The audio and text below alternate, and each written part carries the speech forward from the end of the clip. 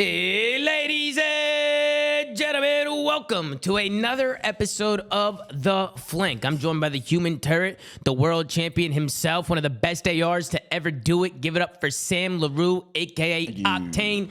We got some of the best analysis in the game. He plays with rank. He plays rank play with cheaters. He plays rank play with people who break GAs. Give it up for the best analysis in the building, Christopher Duarte, a.k.a. Parasite. And, of course, we got the multi-world champion, a multi-champion. Give it up for the legend himself, Patrick Price, a.k.a. Aix. And then, of course, we got the executive producer of The Flank, Mr. Benjay and Asim. Gentlemen, what's going on, man? How we doing? You explain this beef you got with Chris? What happened? Yeah, he knows what he's doing. Yeah, Derek the GOAT, 13 cents, Chris, huh? Fucking snaking everything, sniper rifles, ACOGs. This guy's criminal. He's criminal in rank play. I can't get away from him. Listen, you gave him a platform, Tom. You let him in your ZooMAFia. No, I love Derek. I'm just fucking around. I love Derek. He's everybody's good. World. Bro, he's Chris. Bro, that guy's good as fuck. Wait, his whole squad. Listen. This is kind of like off topic. His whole squad, little 17-year-olds, ESG Academy or whatever. You got Encourage, Ryan, Derek, and Confid. Those guys are all like next up. I think they're gonna start like competing next year. They're 16. They're 16. No, they're all 17. Okay. No, they're literally all 17. Like, no, I thought Derek's 16. I thought Derek was 16. Derek is 17. He turns 18 in July. He said. Okay, but Derek is godlike. Derek is hella good. Ryan's good too. They played in my sub-8s a lot. I've seen them playing like the challenges and shit like that. They're definitely really good. I mean, playing them in ranked, they make me lose full because they break every GA possible. But who really doesn't, to be honest? I was just playing Terminal Search. Snipers are everywhere, like multiple smokes. It's just like, I don't know, I be losing fucking composure. Pat, how you doing, man? Everything all right? Pat, you muted, Slay. You muted, Pat. God fucking damn it, Pat. Look at him. He's all fucked. Look at this guy. Look, no, he didn't do a mic test. He didn't do a mic check. No mic check? Early, guys. I was just early. I wasn't wrong, but I'm here now. What? Hey, how you guys doing? I'm doing great, Tom. I hope Tom, I hope your day gets better, man. It seems like you're a little grumpy today. No, am I? I'm in a bad. Yeah, you're a little grumpy today, Tom. I think people are saying my jeans are too tight. That's what they're saying. Are you wearing jeans? I am wearing jeans. Yeah, what's wrong with? What is wrong with wearing jeans? Jeans in the crib is crazy. Yeah, jeans inside is. But I went out unless today. you like just went somewhere. Yes. I went out, got a cup of coffee. You know what I'm saying? No, I was wearing jeans. I've been wearing jeans, to be honest. Wait. You guys, I don't know if y'all do this, but Apathy did this and it made me tweak. He scrimmed with his shoes on in the house. Like it's the same thing. Nah, I be doing that. I be doing that. Wait, really? I can't play without shoes on. I either have to have shoes on or slippers. I got my slippers on right now. Bro, if he plays with shoes on stage, then like. Dude, listen, I teamed. So when I teamed with the app in 2018, he literally was scrimming in Kobe's in the crib, like in the Columbus apartment. Absolutely, he was scrimming, and he had his Kobe's on. I was mind blown. I'll at least have slippers on in the house, bro. I just can't be barefoot. Shit. I can't play barefoot. I don't like it, bro. I like having that grip on the floor. You know what I mean? But Sam, I too. Sam, how are you? The grip. I do I'm good, Tom. I'm really good. I watched. I tuned in about 30 minutes ago, and you thought you were gonna put your fist through your monitor, so I just want to make sure you're good. No, I'm good. I'm doing great. You know, rank play's just been. I don't know. It's been just infuriating me. I saw you get ACOG sniper rifled, and you said you were gonna go rip 7 J's and get faded for the flank. That's what I think is what I heard. I never ended up ripping 7 J's and getting faded for the flank, but dude, I don't know what it is. And then people also in ranked just have the best awareness, bro. I'm telling you, I've played pros. I've played some of the best in the world in ranked. Like, I literally was playing Scumping them yesterday. Bro, there's just certain people in ranked play I don't understand, bro. They're just godlike. They're fucking insane. But who knows, bro? We'll never know. Obviously, PC COD, you never know what the hell's going on these days. Benjay, how are you, man? You been golfing? I was talking to Dow Touche. He said he was golfing with you the other day. Oh, Touche? I played golf with Touche like 7 months ago. Maybe that's what he was talking about. Yeah, because he comes. His uncle lives here, and Touche comes for the memorial. We played. I played with him and his brother and his dad.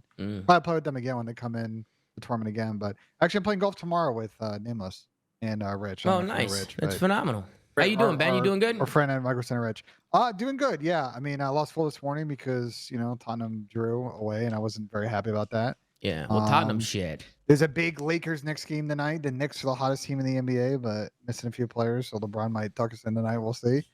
But other than that, just kind of enjoying some decent weather in Columbus. And I will say we've got some interesting developments in COD to talk about in the show, including some stuff that broke probably like 10 or 15 minutes ago. So I think this one should be interesting. I mean, you know what I'm excited for, Tom, is a tier list in this episode. Yeah, no, we're going to do a little tier list at the end of it. I don't know. We're going to talk about the rosters. Obviously, a lot of Rostermania is going on, a lot of roster changes. There's also some rumors that are flowing around right now that we're going to talk about. And then we haven't really done a tier list since after the event. I feel like we know where the tier list is going to go, but I feel like it'd be nice to talk about it, make our tier list real quick. We don't need to spend a lot of time on it, but we can give our thoughts and do what we got to do. Everybody's saying yap, yap, yap. Guys, this is a talk show. We talk on this show. People love this Pop Nemo. You know what I mean? They love it, man. They fucking love it, bro. They love it. Your emote, I'm gonna get one. I gotta talk to Tiff. That's your emote. I gotta get one with my face where I just do it. You might have to at this point. Emote. I gotta talk to Tiff. But let's begin. Let's talk about some of these roster changes. A lot going on right now. A lot of moving pieces. First one I want to talk about is the Los Angeles Thieves. Sam, we'll go on board with you to start things off. They pick up Nasty and Kremp and move them to the starting roster. Cammy and Joe Deceives have been removed. Joe Deceives goes to the bench. Cammy has been terminated, from my understanding. Joe Deceives terminated. will... Terminated. He fucking got killed. His contract's terminated. No, we not. They bought out his contract, so... Okay, whatever. He's no longer on a he's no longer with the Thieves. He's no longer there. Joe Deceives also has been picked up by my team, of course. Shout out Los Boons, shout out Kason and myself. We got the FC Black. Joe Deceives is gonna be playing with us in challenges. We're really excited to have Joe, man. We all think Joe's a great player. So and clearly LA Thieves didn't want to get rid of him. They kept him on the bench. But Sam, what are your thoughts? Nasty comes in, Kremp comes in. What do you think about these players? And do you think LA Thieves made a good decision here? I think they absolutely made a great decision. I think they needed more than a one-person change, so I'm happy to see two. Agreed. Kremp was obviously like one of, if not the most sought-after Challengers players next to Asim, I would say. So it's good that he landed in LAT. No bias, of course. And then Nasty has been, for lack of a better term, nasty so far. They just brought a lot of kills, which is something that just the old roster did not have. So hopefully they can maintain the level of control and search and destroy that they were at, because their hard point was literally the worst in the league. So they're already at rock bottom, so they can't really get worse, and I'm happy to see two changes. I'll be honest, I haven't seen Nasty play in a while. I think the last time I saw him play was when he was in the league, but I guess because he's been playing in EU Challengers, I just haven't seen much. I don't know if he's been live either. I think he started streaming and then he stopped streaming. But we've seen Nasty in the league, and we know he's a good player. So, like, individually, we know he has talent. So clearly LA Thieves, and also Shane has a connection with the UK, right? The coach over at LA Thieves, he probably knows a lot of those guys, and probably knows what's going on over there. So I definitely think Nasty and Kremp was a good pickup. I agree with you, Sam. I'm glad they made more than one change. At first, I thought they were only making one change with the whole Kremp stuff. I also know that there were a couple other players that were being talked about behind the scenes with this roster, Geo being one of them, which I think very highly of Geo. He's another one who's with FC Black now. Our two replacements were Geo and Joe Deceives for Asim and Kremp. And then Cobra was another name being flown around. I don't know much about Cobra. I don't know if you guys have ever heard of him. Chris, you might know a little bit about Cobra. Yeah, he was on the Wobabobs team with Abuza and Linz. He was pretty good. He probably wasn't the best. Yeah, obviously Linz and Abuza were probably better. But he was also pretty good. I'm just happy to see Kremp on this team. I think Kremp is really good, and he also already teamed with Dan Ghosty, so they obviously have a connection. They were previously on the Boston Academy team, I think back in like Vanguard or something like that. So yeah, good to see him land on that team. Nasty, I haven't seen him play as well this game just because he's been in Europe, but they didn't have a too good of a performance at the Boston Challenger event. I think they got like top 16. So I mean, I guess that's kind of concerning for me, but still, I guess Nasty, he played really well in Modern Warfare 2 for the Ravens. He did what he could. He had quite a few pop-off series where he played really well. So I'm kind of interested to see how he does on this team. Probably wouldn't have been my first pick, just because I obviously I feel like I've seen other people that have impressed me more. But I think he'll do good. I think I'm honestly like on the same boat as you though, Sam. I'm glad that they made two changes, because if I would have seen one change, I would have been like, they're still not gonna exactly be too good. But we'll see how this goes. The other thing they got top 12 by the way, but go ahead, Sam. The other thing was retaining Joe. I thought was important as well. Obviously they decided to terminate Cam's contract, but I think retaining Joe, sending him down to Challengers for obviously Tom's team to pick up I think it's just a good investment, perhaps in the future. And they view Joe as obviously very talented. Everyone knows that he's very talented. So I'm happy to see them keep him on the sub spot. Yeah, I agree with Sam. I think, I'm excited to see Nasty get a chance for this team because I think he's, again, we talk about with Dan too. I think the fundamentals you get with Nasty, the comms you get with Nasty, I think he'd be a really good addition and sort of help solve some of the hard point issues. I think Kremp was probably their best player in FC Black in that final, last weekend. So I think there's potential to turn on this hard point for Thieves. Will they stay solid in the other two game modes because they were a decent control team and not a terrible SCD They're team? 50-50 in search. Yeah, it's like we'll see what their form is like in those other game modes. But we talked about Sam, I think, on like the pinch. We were on Tommy's stream a couple days ago. When it first came out, that the key thing for Thieves is they have a really difficult schedule this stage, and they have to get it going. Yeah, I think they play all the top. They play FaZe, Optic, and Toronto, correct? Yeah. So here's the order, Tom. Okay. Optic, Miami, Rocker, FaZe, Vegas, LAG, Toronto. So the FaZe, Optic, Toronto thing is spread out, and in between those matches, they have some winnable ones. Like Vegas and LAG are ones that Thieves are going to need to convert. Yeah. But if they can find one of the upsets and maybe beat a Rocker or Heretics, like get 3 wins, you get in the bracket, and you never know from there instead of starting losers. So. Yeah. One thing I wanted to mention is that I think Afro, obviously with Joe still on the roster, still in that hot seat. I personally thought that Afro and Cammy were potentially going to be the ones to go, just because Joe had a lot of potential going into the season. But I guess they kind of believe in the Nasty Afro dynamic that they just picked up with Nasty and Afro both being on the Ravens and Vanguard. They had like a pretty decent stint where they played pretty well together. So I think they're trying to channel that, but still, I think Afro is still in that hot seat. So we'll see how he continues to perform because I'm still not sure if I'm sold. He's just been very inconsistent, ever since he kind of had that like pop off in Vanguard. We'll see how that goes. Pat, what do you think about LA Thieves? You think they made a good decision here? I could argue that they probably could have made 3 changes, to be honest. But what do you think? I think that's a very valid argument. The one thing, this team just can't get worse. I guess for me, I'm surprised Crimp went here. I don't know, how the priorities went down between the teams, but I think Crimp was probably the best player in Challengers to pick up. So I'm surprised he went to the worst team in the league instead of, one of the better ones in the middle of the pack that were making changes. But I do want to say, like, I feel, Challenger players got to be down bad, right? Like Challenger players that have never made the league. Because when you think about it, look at all the players that are getting picked up from Challengers. It's all people who were in the league. Right. Nasty, TJ Halley, Fellow, Crimp, like CDL alumni. Yeah, there's no new talent getting in. It's just all the players who went down to Challengers last year. A lot of people Asim as well. A lot of people who have gone down to Challengers, like from the CDL, have like really played well. Like, I'm not saying they don't deserve it. I'm just saying, like, if you're a Challenger player who hasn't made the league, like, you got to be down super bad just watching only the pros come back and forth. Well, that's the thing, though. Wait, it's my bad, Ben. I wouldn't be so concerned about that because, like, when the league started this year, we had a ton of new faces. We had EriKBooM getting his debut, Gwyn getting his debut, ReeaL was basically getting his debut, but he got screwed over. Abuza, Liz, etc., Purge, like. Listen, at the end of the day, obviously making these changes mid-season is a little bit riskier, but I think this one makes a little bit more sense in terms of like who's getting picked up and why they're getting picked up and the connections on the roster. Yeah, sure, it might just seem kind of awkward with the whole fact that they were already in the league, but I think this is a good time for these Challenger players, and there's more changes potentially on the horizon that will probably get made.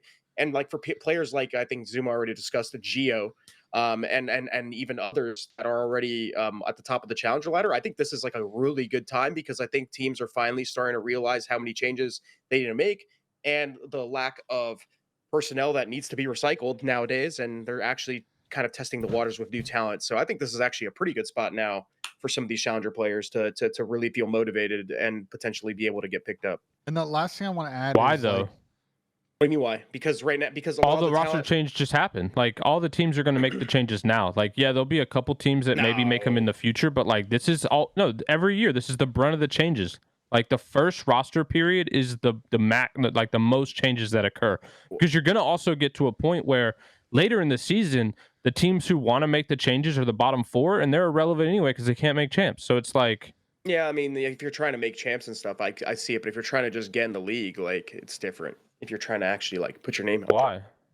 like What do you mean? Because even if you, let's say if there's a hypothetically, bottom 4 team, what's the point in getting into the league when there's not even one event left? Because you can still like play well and like express your talent and see if you get picked up later in the season. Like for example, the Florida season would be over by then. The Florida and the league will be dead. Oh yeah, we don't know what the hell's gonna happen to the league. But I'm more so saying that, like, dude, look at the Florida roster last year. Those guys didn't give up, and like a couple of those guys got retained and like ended up being in the league because of how well they played at the end of the year. Like, there's still room to sit there and show your talent. Just because like who got retained? You can't. Vickle ended up staying in the league. He ended up Fellow going to Miami. and Cap. Fellow ended up getting back in the league. There's a lot of people that. Well, those guys went down to challengers. Like that. That's my point. Is all those guys were in the league, went down to challengers, and then eventually got back in. But no new challenger players. Just because you land on a team. Fellow's the only one though, because Vickle started the season and Capsule started the season. He ended up getting dropped. You just brought up the guy that was in the league last year. Snoopy ended up getting back or getting him on Boston at the end of the year. Yeah, he went to champs, but like they obviously like didn't really have a showing. He ended up like staying on the team because he was pretty good. My point is, listen, just because you get on the team late in the season, you can't make champs, doesn't mean that that's not a good opportunity. Because then if you play well and you go out fighting, granted you don't get a champ spot, you can still get picked up later in the later or next year. Like what? Most of the teams blow it up when they get dead last at the end of the year. Okay, but you still make a name for yourself and make connections. How is this even an argument? But again, if you're on a bottom 4 team, like Chris, you had this example. You joined London, you got absolutely world starred, okay, but and then you got fucked. Like it's how that works. Starred, that's a different story. But dude, if you go out there and I hate this. Decent, everyone who's on a bottom 4 team basically gets world starred. Like when the team is just horrible. That happens every year. Florida was a bottom 4 team last year and went to the next couple events, and they were actually a decent team. The only person they retained was Vickle, and it was only because of his Spanish connection to the Spanish squad that bought the org. Capsule got retained on a team too. He ended up on he played good, Ben. But if any other org bought out Florida and it wasn't a Spanish squad, he wouldn't have been on that team, regardless of how good he played. True, Vickle played pretty good at the end of last year. If they picked up like the Boston squad, like he doesn't have the connections with the Boston players. Like of course, Vickle's not gonna have. but it's the reason he got picked up was because he was on the Spanish squad. If you get put on a team late in the season, even if you're like not the best team in the world, if you like manage to like put together like a decent placing or like at least win some matches and look good out there, how's that not good for you? If you get fucking world star, that's a different story. Yeah, I agree. Like, they'll probably get picked up. I'm just saying, going off history, people haven't. Like it's always been the recycled talent. I think the problem is too, Pat, people get caught in a cycle where you're in challengers, then the teams making change are already shit, and then you go to a shit team, and then you get shit on, and then at the end of the year, you're like, you find yourself back in challengers because you just go through that same cycle over and over and over and over again. This is a little bit off topic, but like honestly, props to that Florida roster last year, because the thing that you're talking about, Pat, is just something that happens with so many teams because of the personnel on there. They just give up. A lot of players, they just give the fuck up. But the Florida team, even though they knew they were in a position not to make champs, look at the players on that team. Javi, Fellow, like the way they talked about like their team and stuff like that and how they were going to finish out the season. They put it together and they actually like finished out the season pretty strong for their standards. And like I don't remember what they did at the end of last year, so it must not have been that strong.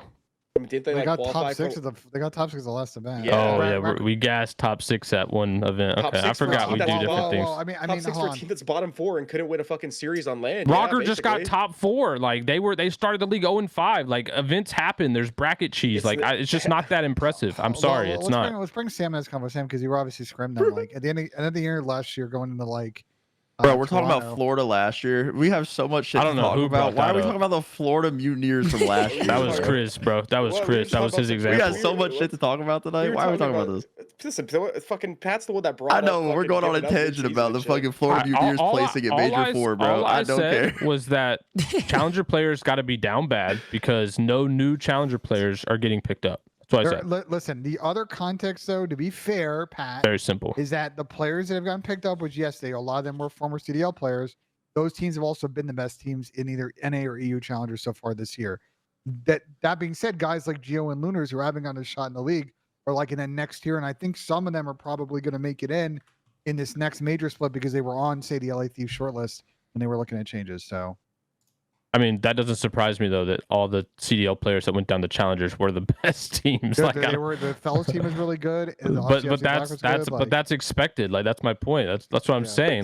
They're literally not. There was a fair amount people, of first timers that got shots this year though, Pep. Wait, Like, they literally were not the best teams. The only team that was the best team that had a bunch of former CDL players on it was FaZe Black. The team that placed two second, of them got picked up so far. The team that placed second didn't have a single former CDL pro on there. The team that placed third only had EriKBooM on there. No other former CDL pro. To be the fair, team Chris, that placed fourth had had a couple of them. Fire, Spart, Prolu, and whatever. Yeah, because Fellow was on that team. Listen, Fellow was on.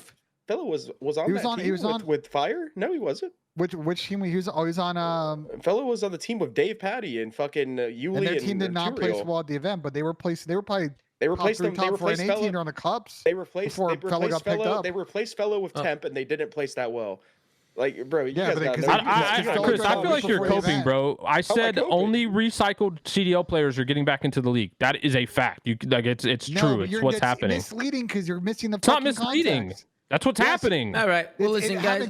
Ben, if you don't mind, please let the host take over the show. Let's move on. I'm literally telling the truth, and you're saying I'm being a moron. It's okay. It's not misleading. It's okay. You're just coping. Okay, let's move on. I'll let you guys have any other thoughts on LA Thieves. I mean, personally, I think that I'm happy they made changes. I'm happy they made more than one change, and I think at this point they got a tough schedule. So. Best of luck, man. Best of luck. We just gotta hope. I see Sam nodding his head as an LA Thieves fan. Yeah, just hoping that. Way to lock us back in. Hopefully, his team could get some dubs on the board, man. It's very stressful to watch your team get pooped on. So let's move on and let's take a look at the next roster change. We have the Boston Breach picking up Asim. They made a one-person change. Capsule will be going to the bench. Asim will be coming in. I'll start things off. I think with Capsule and Snoopy, it was beginning to be a little bit too much for Slasher and Priesta. I think they were having a hard time working with them. I think Capsule and Snoopy, they're both great players. I just think they're so sporadic and they're kind of all over the map, just how they like to play. They like to run at you and they like to get those high interactions and get in your face.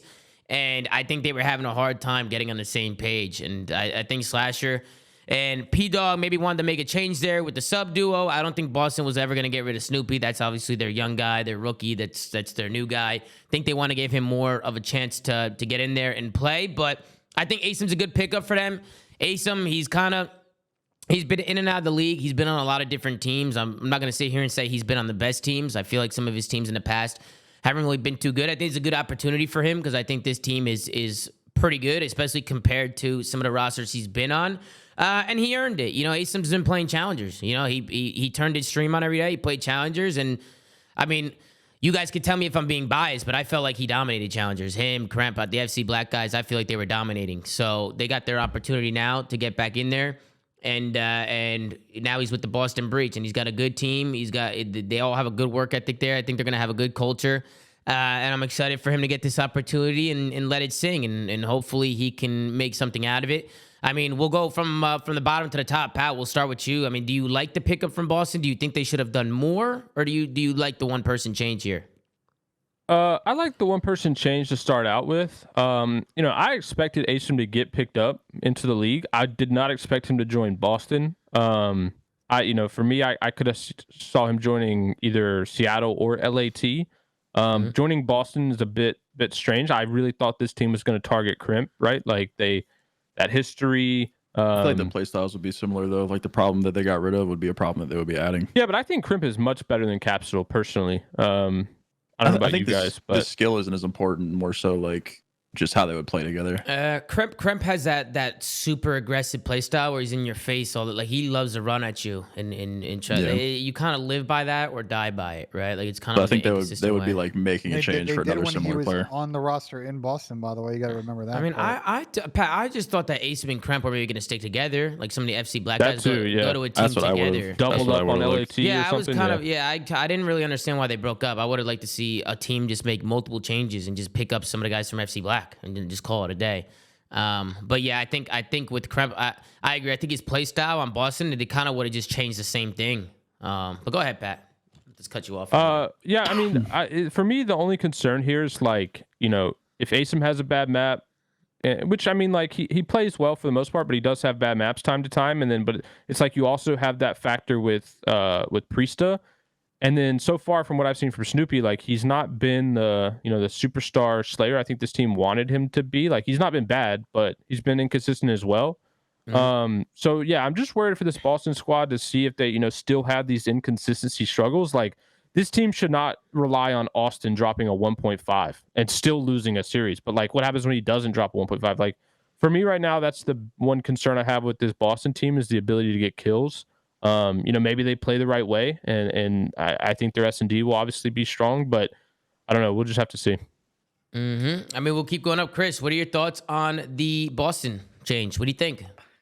Prior to this roster change, we basically said that the number one problem with Boston is just their teamwork. They had like zero consistency, and they had like no cohesiveness in terms of how they wanted to play the game. It just seemed like they were all over the place, and I feel like Asim will actually help bring that sort of a glue to their team in terms of like how they want to like play in both roles, because not only is he runs like a third AR whenever needed, and we obviously see a lot of people using third ARs, but he also runs a sub really well, and he's very vocal. I mean, we all know this about Asim. He's a very vocal guy, so he's always going to be on top of that sort of stuff and kind of allow Snoopy to kind of like go a little bit more rogue.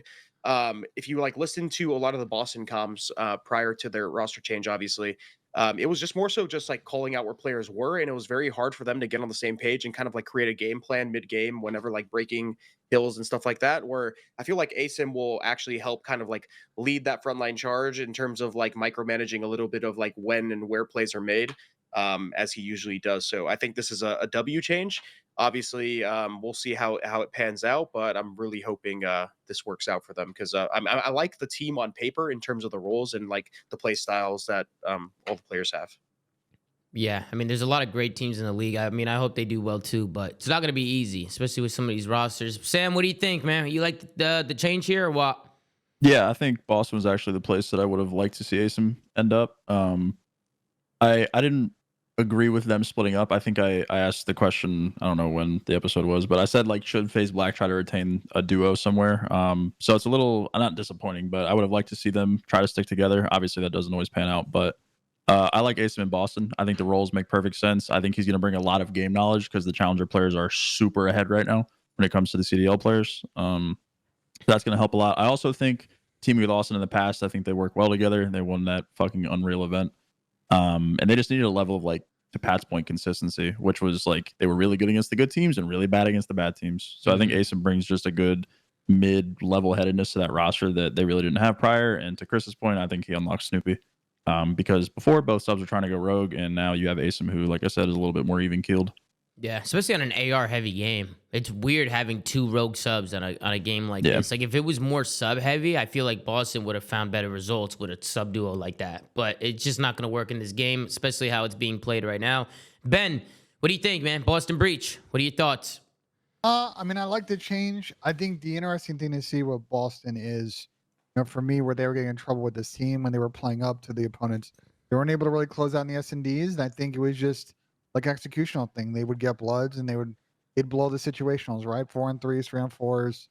And I think a lot of that was a lack of discipline. I think you're going to get that solved with Asim, but I would, we've seen in Asim's career is that, he's not always like a high tier, S tier S&D player. So I'm curious as a team search, if they're going to improve there on top of obviously learning new spawns, new maps, and the respawns. Maybe ReeaL comes in, talk about it later in the show. Cause there's some opportunity. If you look at Boston's schedule, first 4 games is Carolina, New York, Minnesota, and Vegas. Like there's a real opportunity to get up to a good start before you play Optic and FaZe, and then see how to close out. So time's a ticket for Boston. They're on 20 points. You got to try and get 40, 45 during the split to be in the mix for champs. Otherwise, they're in real trouble. Yeah, I mean, you were already talking about ReeaL a little bit. I mean, I would love to talk about that just a bit. Carolina Royal Ravens, obviously, looks like they're signing TJ and Fellow. By the looks at it, seems like they've been scrimming with them as well. So I'm guessing that TJ and Fellow got some permanent contracts. I don't know if anybody knows anything about that, but I mean, it seems pretty obvious that they're scrimming with each other. So congratulations to them. But unfortunately, I feel really bad for him, man. I feel bad for ReeaL, man. I feel bad. I'm not really too sure what happened. He tweeted out, "Can't believe a lawyer chalked my season." So I don't know if his lawyer just completely fucked him here or what, but I mean, man, it must suck, bro. ReeaL, for one, when he's playing in challengers and when he was playing in 8s, I mean, we all know ReeaL was a good player. We were really excited to watch ReeaL play going into the season. At least I was. I can't speak for you guys, but I think ReeaL's a good player. I like his game and I like the way he plays, and I feel like he didn't get his opportunity to showcase it, and it blows. Like, it actually sucks. And I wish that he can get his visa settled and maybe get back in there on another team. But I guess it's just unfortunate for him. Yeah, I'm putting some blame on Carolina, bro, because, like, I feel like this situation, and again, we don't know what was going on with his visa paperwork, but they also waited the last second to sign this roster, which means they waited the last second to apply for his visa. Like, if they had started this process a month and a half earlier, 2 months earlier, like every other team, they probably could have avoided some of these issues and been able to manage, getting an employment for him, whatever the issue was. But instead, because they're not, like, getting the team locked in until November, they give themselves, like, no room for error to get the stuff locked in. They poor ReeaL's playing from fucking Spain. He's got to go to Toronto. Like, they didn't help him out in the situation at all, which I feel bad for him. I swear to God that this Ravens roster, not Ravens roster, the Ravens organization, franchise, whatever, is cursed with visa issues. This like same thing happened to, like, Trey in Cold War. He just, like, that's when I ended up having to sub in, and then, like, he just never came back. He just stayed in Europe the whole season. Yeah. I swear they're just cursed, man. Yeah, I mean, anybody else, Patsy, you got any thoughts? I just wanted to just show some love to ReeaL real quick, because I feel like he didn't really get an opportunity to play. And me personally, played more maps on 150 ping than he did not. Yeah, that was insane. He was literally streaming on 150 ping for the first couple weeks, like, and he wasn't even playing bad on 150 ping. He was like one of their better performers online. Yeah. So it's just a shit situation, man. It's just a bad situation. It's a lack of preparedness across the board for everybody involved, and it sucks when you're talking about a kid's career like that. So to see him really not get a fair shake, I hope in the future he gets another one in a situation that hopefully is a little bit better handled than this one. I'm just so bro. There have been visa situations that have just stories have never been made public about other non-US players that have gone quite crazy down the wire the first event, because these teams just are not, again, if you kind of know who you're thinking about picking up, and I know you want to wait because you don't want to pay an extra month of salary, like, the risk there and waiting the last second to sign people, because you can't submit that visa paperwork until you have proof that they've signed that contract, that they're on the team, that you can send that documentation to U.S. Customs and Immigration Service so they can process the petition. Like, you're giving yourself such a very narrow window to get this visa stuff sorted, and I think they kind of set him up for failure here.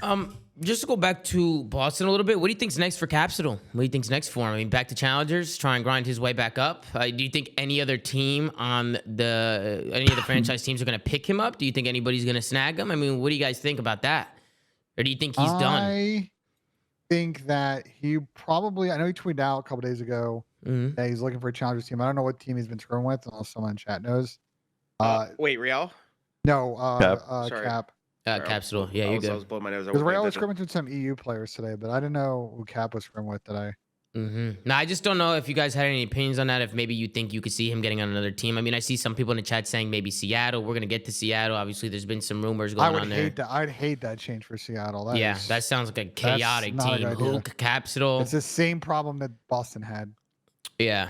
I mean, I obviously wish Capsule the best of luck. I mean, same with Cammy and Joe. I mean, Joe's in Challengers now. I'm not really too sure what Cammy's doing. Cammy's back. I think Cammy announced a team, did he not? I think he's with a team in Challengers. So he hasn't announced anything, but he's been scrimming with Boston Academy. So with Sean and Pentagram and them. Oh, yeah, that's what Which it was. I actually really like that. I really like that for Cam because, they actually, I think what Josh is coaching that team, like, there's actually a good process going on that Boston Academy team. Like, I know they didn't play too bad at the Boston Open, and you got elite qualifiers coming up, which they should make.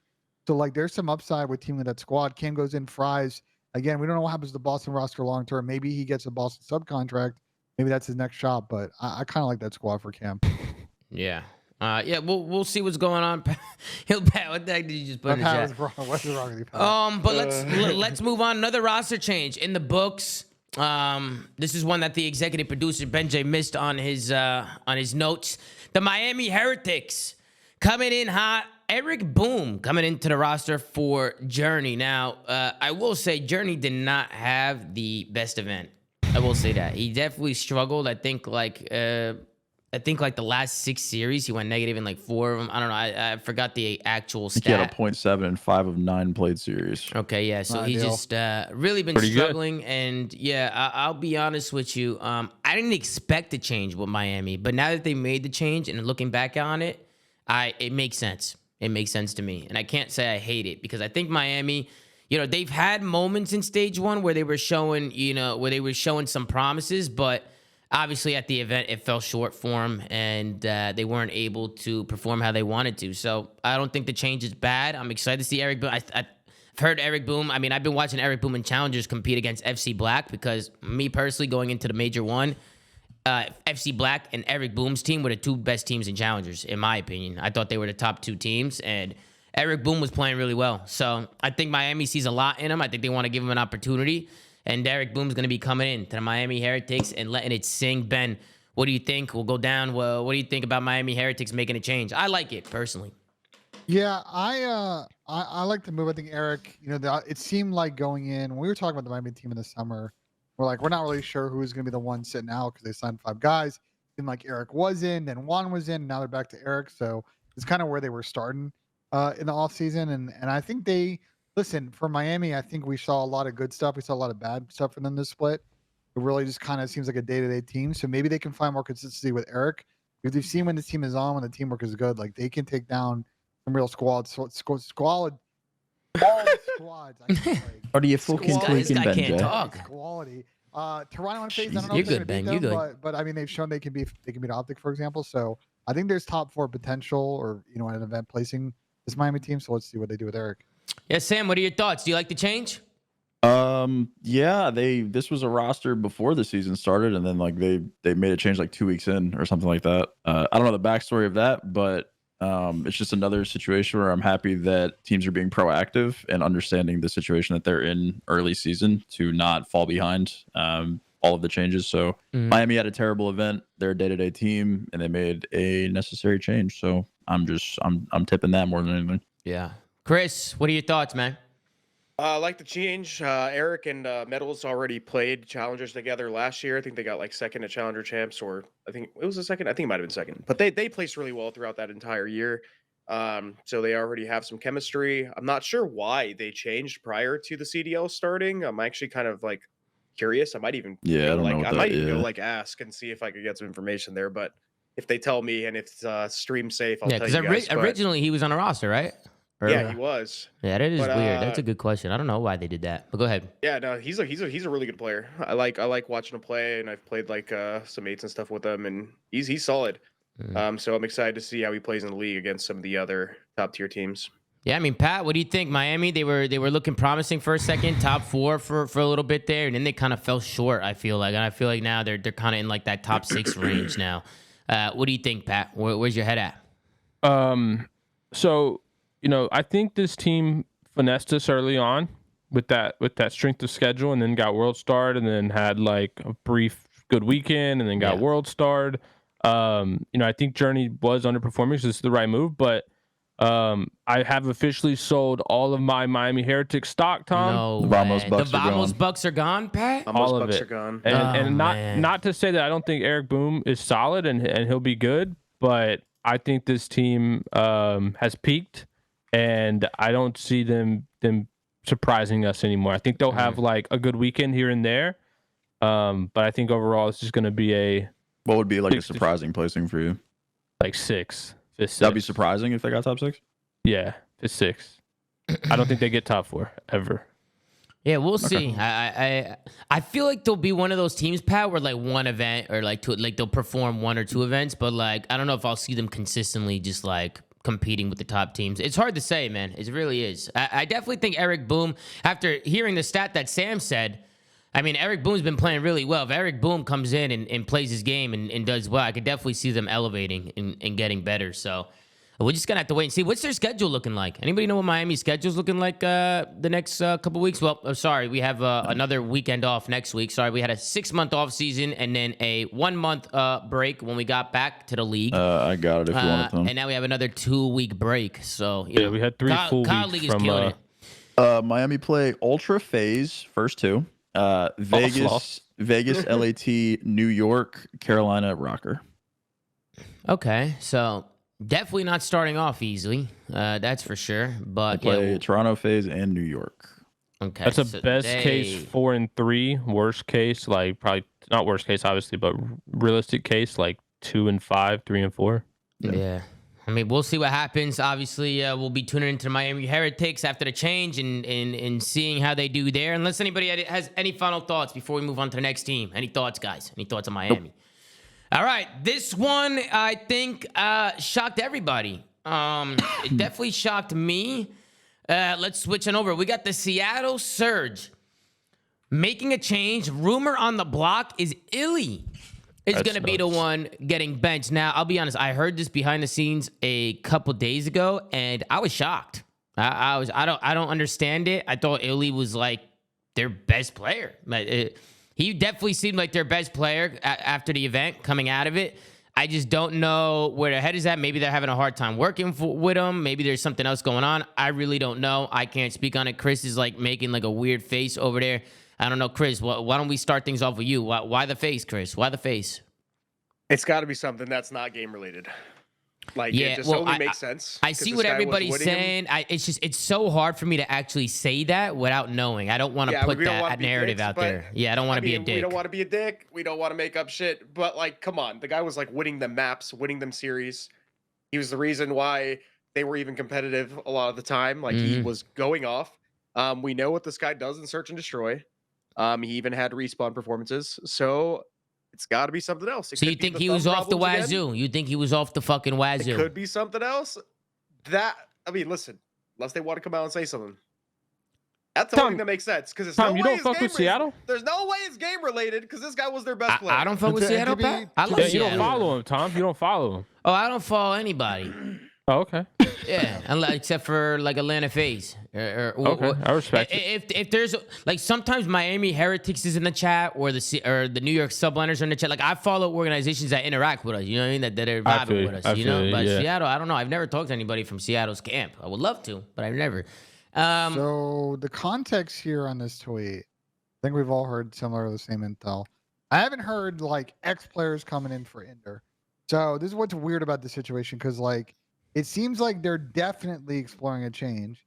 Yeah. But there has been moves. So those players like Cramp and Asim and Nasty, they're off the board. So like I'm very curious now because Seattle is now we're into the weekend after the event. Like who they actually going to pick up potentially from challengers to come in and get in a spot if they're going to make a change. I think, we'll see if it actually happens or maybe they just run it back, which I think all of us universally don't agree with that decision, right?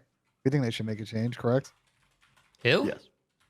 Everybody on the show agrees. Yeah, that Seattle I agree. Change, yeah, correct? I do. I agree. Seattle. Yeah. I would not make a change for Illey though. That's not a change I would have done. 100%. Illey in game, what we've seen from Illey, he's definitely been their impact player. We obviously can't speak to any other stuff going on. Not sure what's going on here, and that's got to be really the only reason this happening. But yeah, no. To me, it's clear as day what this team should do. It's clear as day. Go ahead, Pat. What do you think? All right, I'm moving a Booza to the main AR. I'm keeping Hook. I'm keeping Illey. And I'm picking up a solid SMG player. Okay. Is there any SMG player that you have in mind, Pat? Well, Tom, as I've said a million times on this show before, waiting to make roster moves is always in your worst interest because, as we have just now seen, all the best players have been picked up. So the player pool that you can choose from is getting lower or less and less and less. I would have loved to see Crimp or Asim come into this squad. I would have loved Crimp on this team. I could be wrong, but I'm pretty sure the offer might have been there for Crimp and Asim, for both of them. I think Crimp just decided to go with Thieves and Asim under decided that to go roster though that I said, or a different one. No, I think it was a different one to replace Illey. I'm guessing. Then I would obviously I wouldn't have done that if I was them either. And like I think the problem with the Seattle offers is that they came very late in the process to both players. Like I don't think Seattle moved fast enough on this where they gave either of those players an opportunity to really consider the Seattle offer because other offers have been on the table for at least a day prior. So like that's, as you guys know, like, that's obviously important because you're sitting there talking to people and like, you've already kind of quasi made a decision. A team comes in, it's sort of a side move too. It's tough to consider that. Yeah. Some people are talking about Hixie. I mean, I don't think Hixie's a bad shout. I think they need somebody that's going to get some kills and respawn. They need kills and respawn, bro. Yeah. They need kills and no respawn. offense to Hixie. He's not the biggest kill. He's not the biggest kill. It's not his biggest attribute. It's not his best attribute. That's for sure. People are saying Mac. Guys, the problem Mac has not played this game. He's not playing, So yeah, I love Mac, man. I hope he's doing well, man. I hope everything's all right. We obviously Mac had to take some time off from the game, so hopefully he's doing all right. I do miss Mac though. It's my guy over there, so hopefully one day we'll see him playing and getting back in there. But I will say it is very difficult to get that, Sam. Right, like to find somebody in challengers who can just like pick up kills. It is for them now because to Pat's point, they waited. Exactly. But, I definitely think if they would have snagged one of the guys from FC Black or I mean, there's still definitely players out there, bro. I mean, I can go on and on about the FC Black players like Brack and Exceed and even some of the guys on EriKBooM's team. There's definitely good players in there. It's just hard to say who's actually going to mesh well with the team and work well with them. You know, that's just a decision they're going to have to make. But agreed. They might be fucked. Go ahead, Pat. Got a stat for you guys. There's only I love stats. It's a pretty good one. There's only one player in the league that is playing, or one main AR player, or AR player. I won't say main AR player in the league that's playing worse than our cities. There's only one. And it's Adam, isn't it? No. It's Awakening. It's Awakening. Shit. Currently in the league. Yeah, it's Awakening. He's the only player who's playing worse than Alec out of all players that use an AR.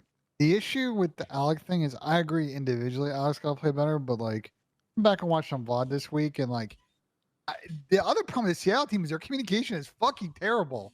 And Alec's the only one that calls out. So if you were to remove Alec from the squad, you better be picking up someone that's going to help kind of like some horrific comms from the other three players on the team. I'm honestly well, Illey was saying yo every life. Abuza's not. It's English is not his first. English is not Abuza's first language. Kyler's So comms are actually decent. Kyler actually does do a bit of small talking. I want to also say that, but they need from the other two guys on the team to step it the fuck up. Yeah, I agree with you, Ben. I agree. Their comms are atrocious. This team has like some pretty like good talent in terms of and like they had a pretty decent placing. And like they've looked competitive throughout. I'm honestly like, as like if I were like in a challenger player's shoes, I'd be kind of like wary about joining this roster because like with like the rumors and stuff, and obviously we're talking about like replacing our cities here. They might not even be replacing our cities. They might be getting rid of Illey, like which makes no fucking sense. I would just be kind of scared trying to join this team, like because they're already making roster changes that don't even make sense to me. If they pick up a sub player, if they pick up an AR player and keep Abuza on the sub, I will lose fucking composure. But go ahead, Ben, since you're losing fucking full over there. I mean, I still don't agree with that with Chris because again, this is such a weird situation and it like I mean we can sit here and speculate, but it seems like it's out of game sort of issues from last weekend potentially what's going on here. And if I'm a challengers player, like that's obviously weird, but like. I don't see what I know what you're saying. Well, no, I'm not saying considering the offer. I'm saying like they're potentially getting rid of their best player, regardless if it's out of game stuff, and they're keeping quote unquote their worst player, right? Statistically, and they already have communication issues and stuff like that. Like you're almost like joining a ticking time bomb if you like join this team, in my opinion. Yeah, but I'm still joining this team over like Vegas or Carolina. No disrespect to those orgs because there's still more upside with from a performance perspective, like that would be the obvious choice. But honestly, I'm joining Vegas for Purge over this squad. I was going to say, does anybody? I was literally going to say sure. that. Does anybody else think that Vegas is the? Listen.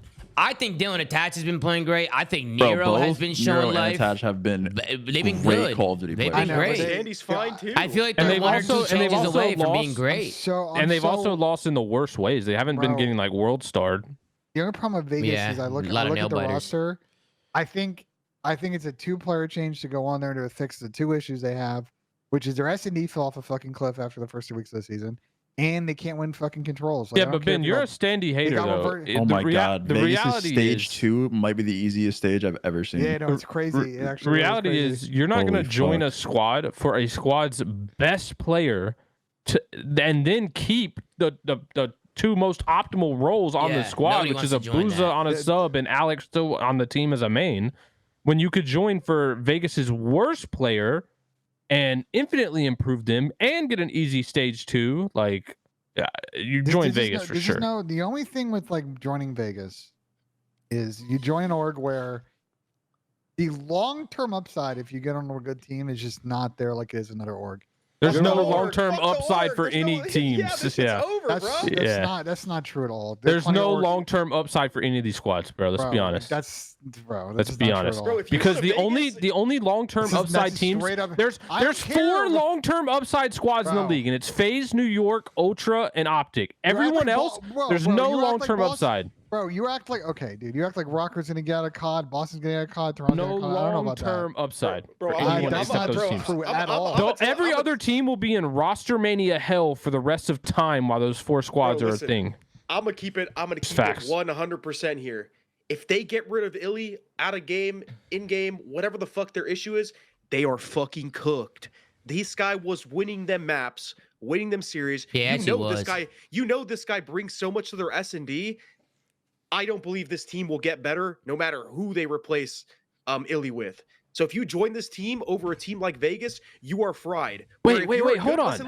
Listen. Where Hold if you're on. a good player, and you join Vegas, that they're not making changes, I don't think, by the way. Which is fucking which crazy. is Wait, insane. wait, Which is wait, insane. wait, wait, But if hold you on, get hold on. offered You to guys join are Vegas missing. for Purge. Go You ahead. are going to Vegas. Wait, you're regardless missing- of the org. Go Y'all ahead, are Pat. missing out on the most obvious thing here.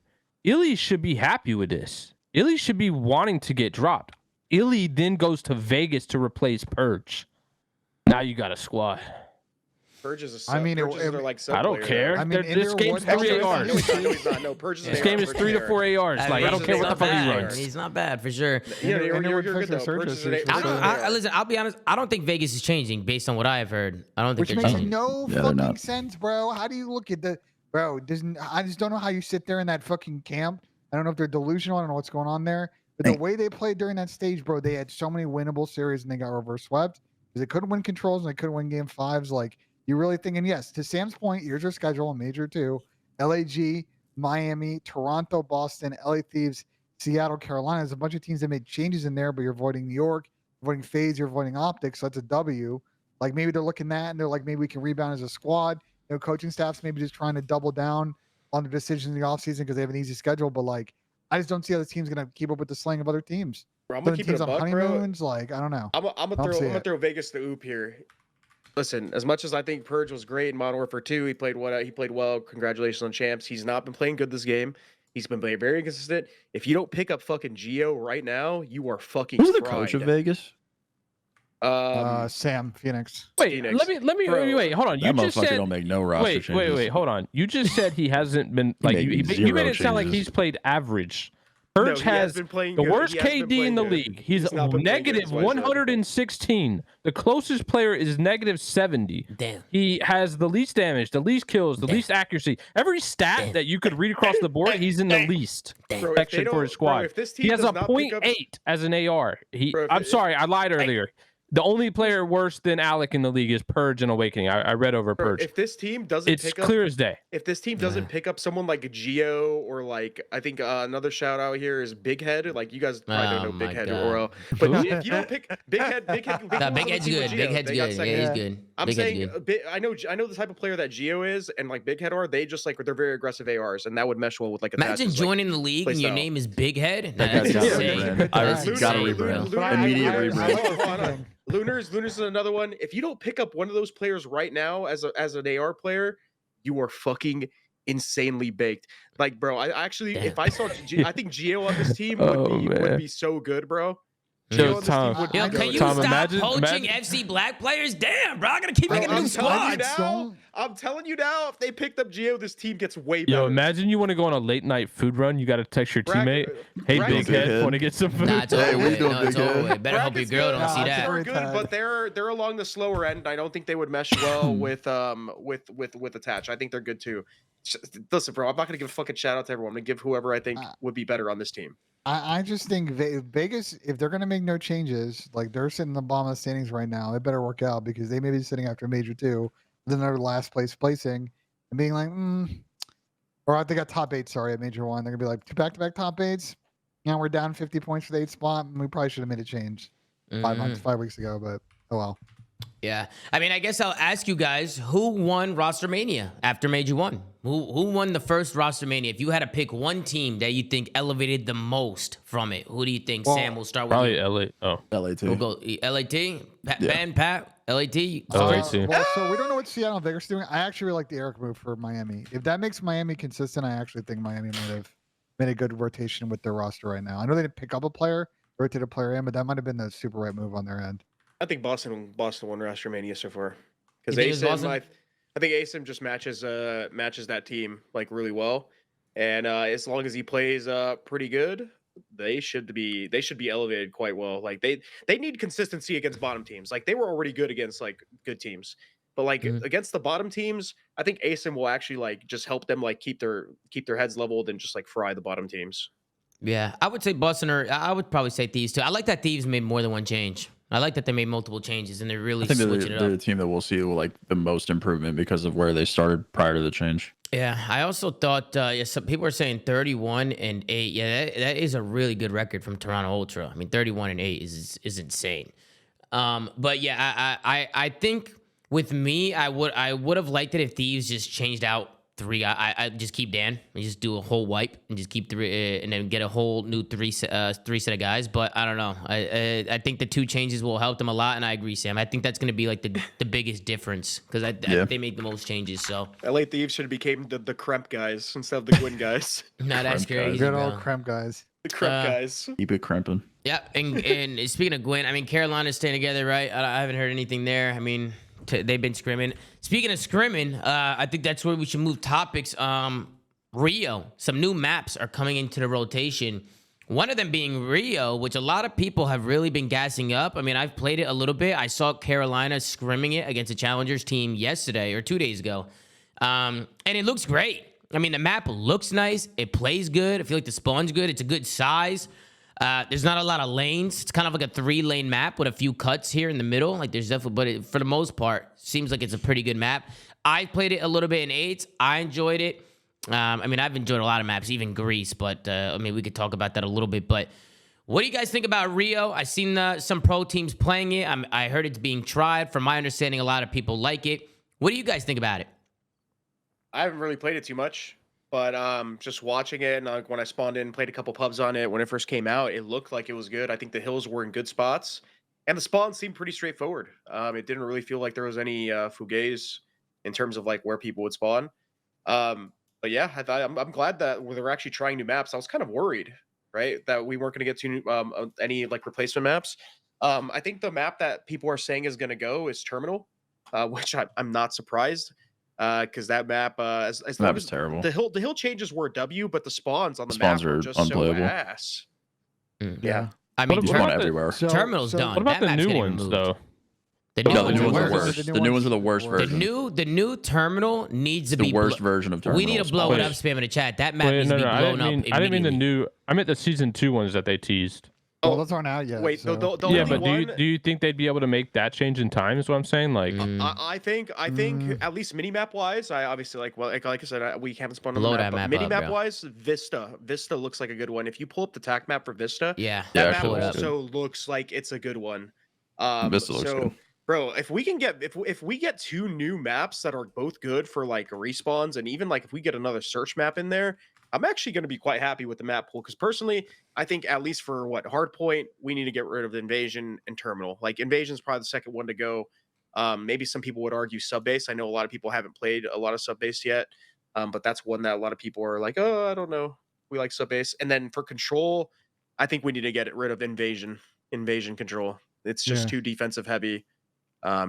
It's not very good. And High Rise is obviously High Rise in matches plays good, but when you play it in things like ranked and stuff, it's chaos, bro. The It's pros spawn are not trapping going over to and get rid over. of high res. But High Rise in yeah. actual matches plays fine. I think a lot of people like have like a more perception of it because of like ranked play and getting spawn trapped and stuff like that. But in matches, it actually plays fine. The pros like high rise over like Invasion. So. Yeah, exactly. That's what I'm saying. We'll see. So like, what about that new vest, the Ninja vest? That- well, Ninja Vest. Ninja Vest probably It seems GA pretty 'cause you get insane. Fucking extra attack, but I mean, watching Rio in scrims, I mean, the spawns are pretty solid on the map. You still get the occasional like stupid ass parallel spawns across the map, kind of cheesy you get on a lot of these maps. But I could see this being a pretty fun map to play and a lot better than to the point about new terminal. Do I expect this map to come for Hardpoint? I don't know about Control.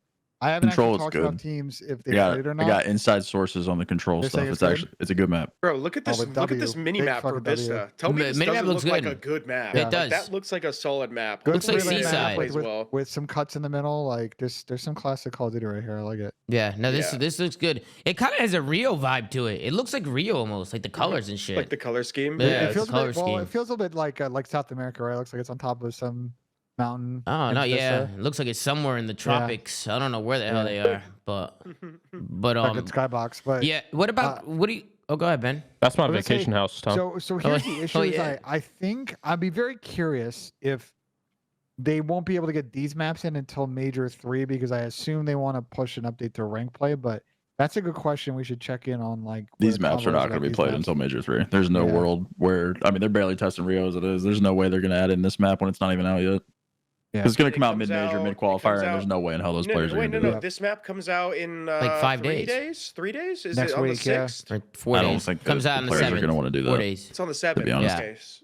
Yeah, so I mean maybe they test it. If they're quick enough, I mean, if we push it, maybe they get it tested. I mean, I think so. think for sure ReeaL should replace Terminal going into this stage. No, I think Rio will be because they've been playing it since the break. But these maps don't come out for another what? You said 4 days. It's literally 4 days. But you, I think. but I mean, think I'm you could do- agreeing, but you I'm could do telling thi- you, you like, could do it's this not- is like you not gonna could. happen. It comes out and then they teams trying to like this is good, but we need more time to practice for play matches. So you kind of like figure out with Activision to have it like come in mid-major or whatever. Like there's ways to finesse it.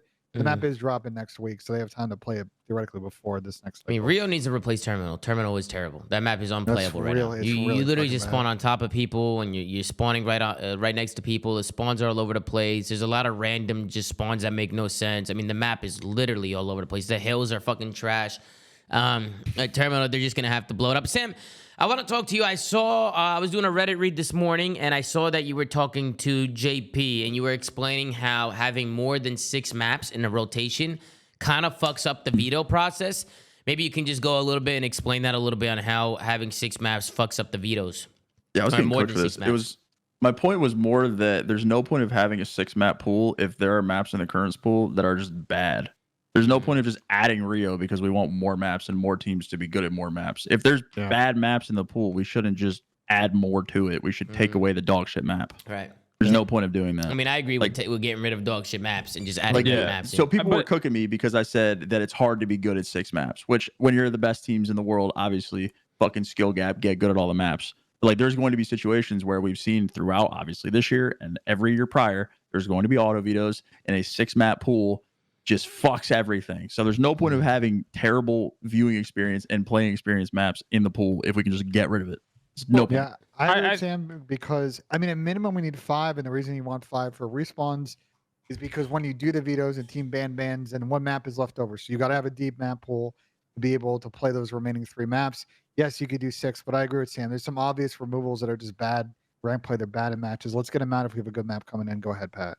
Yeah, so I mean, the thing that I think where I disagree is that I think it's fine to have more than 4 or 5 or even 6 maps in a pool. But I agree with you in that there's no point in having more if one of them in that map pool just sucks. Yeah. Because what we're going to run into is like the champs issue last time where like no one played Expo Control because it gets to the point where it's almost a GA, right? Like you don't even veto it because you know neither team's going to pick it because it's just dog shit. And then the one like dog shit team picks the map and whoever they're playing fucking starts But tweaking. I think the last time we had this in where it worked out was Black Ops 3. We had like 6 or 7 S&D maps in that game. Yeah, because we had like the one off like Hunted and shit like that. Yeah, because there were maps that just were really good, that worked, and so that benefits it because then you get to see the most of the game, and then teams have to be good at a lot of maps, and then it gets interesting, and then auto vetoes become less of a thing. Like basically get to the point where you having an auto veto really fucks you.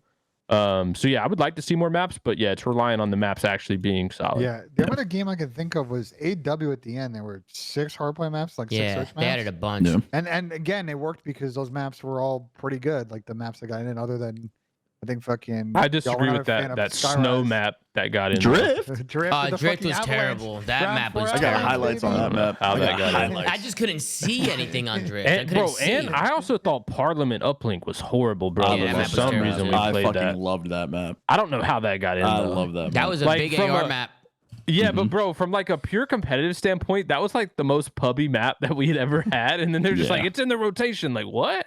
Yeah. We didn't even Skyrise test it. We were Surf. like compound hardpoint. Yeah, like we're not even compound was testing solid, shit. It's just though. getting thrown Compound in. was Compound was solid. solid. Bro, Oh was no, it actually was just Nicholas an Fox. absolute the mix. funniest story is we had to auto veto Parliament because we had royalty on our team, and he played on like 11 or 12 cents, so he couldn't play that map because of all the long Nah, range that's fights. unacceptable, bro. We Tell him to literally lower had his to- sense, bro. We had to auto veto Parliament What? because Bro's got of no how shot. fast he Wait, was. Wait, but Like, Chris, you- we played you guys on Parliament. Remember when we came back against you guys? Yeah, well, that's why he Damn, get fried son. on it. My fault. Sorry, my Chris. bad. I didn't mean Yeah, to throw no, it it's straight. okay. I didn't mean to throw it straight at you. I just Yeah, remember. Chris, remember when we came back on your dog shit team on Parliament Chris, Uplink that one I time? remember a series I should where have won that tournament. Yeah, you guys were supposed to Have beat fun, us, right? and then We were up 3-1 on Optic in a best of 7. Then we lost, choked that. Then we were up 3-0 in a best of 7 against FaZe, lost that, and then FaZe wins 2 best of 7s. How you It was the whole done? tournament.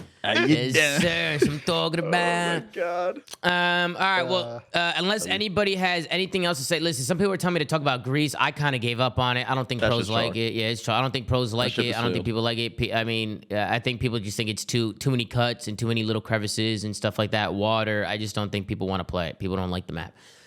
So I gave up talking about Greece. I gave up. Rio will definitely be added in by the way people have been talking about it. And I agree, Vista does look good as well. So hopefully Vista can get added into the rotation as well. Maybe we could get rid of Invasion or something. I don't know. I'm so tired of seeing Invasion Hardpoint or Invasion Control. I mean, I feel like we every watch it series. so much every series. It's just such a dull map too. It's just fucking orange. The whole map is just orange or like it's just dull as fuck.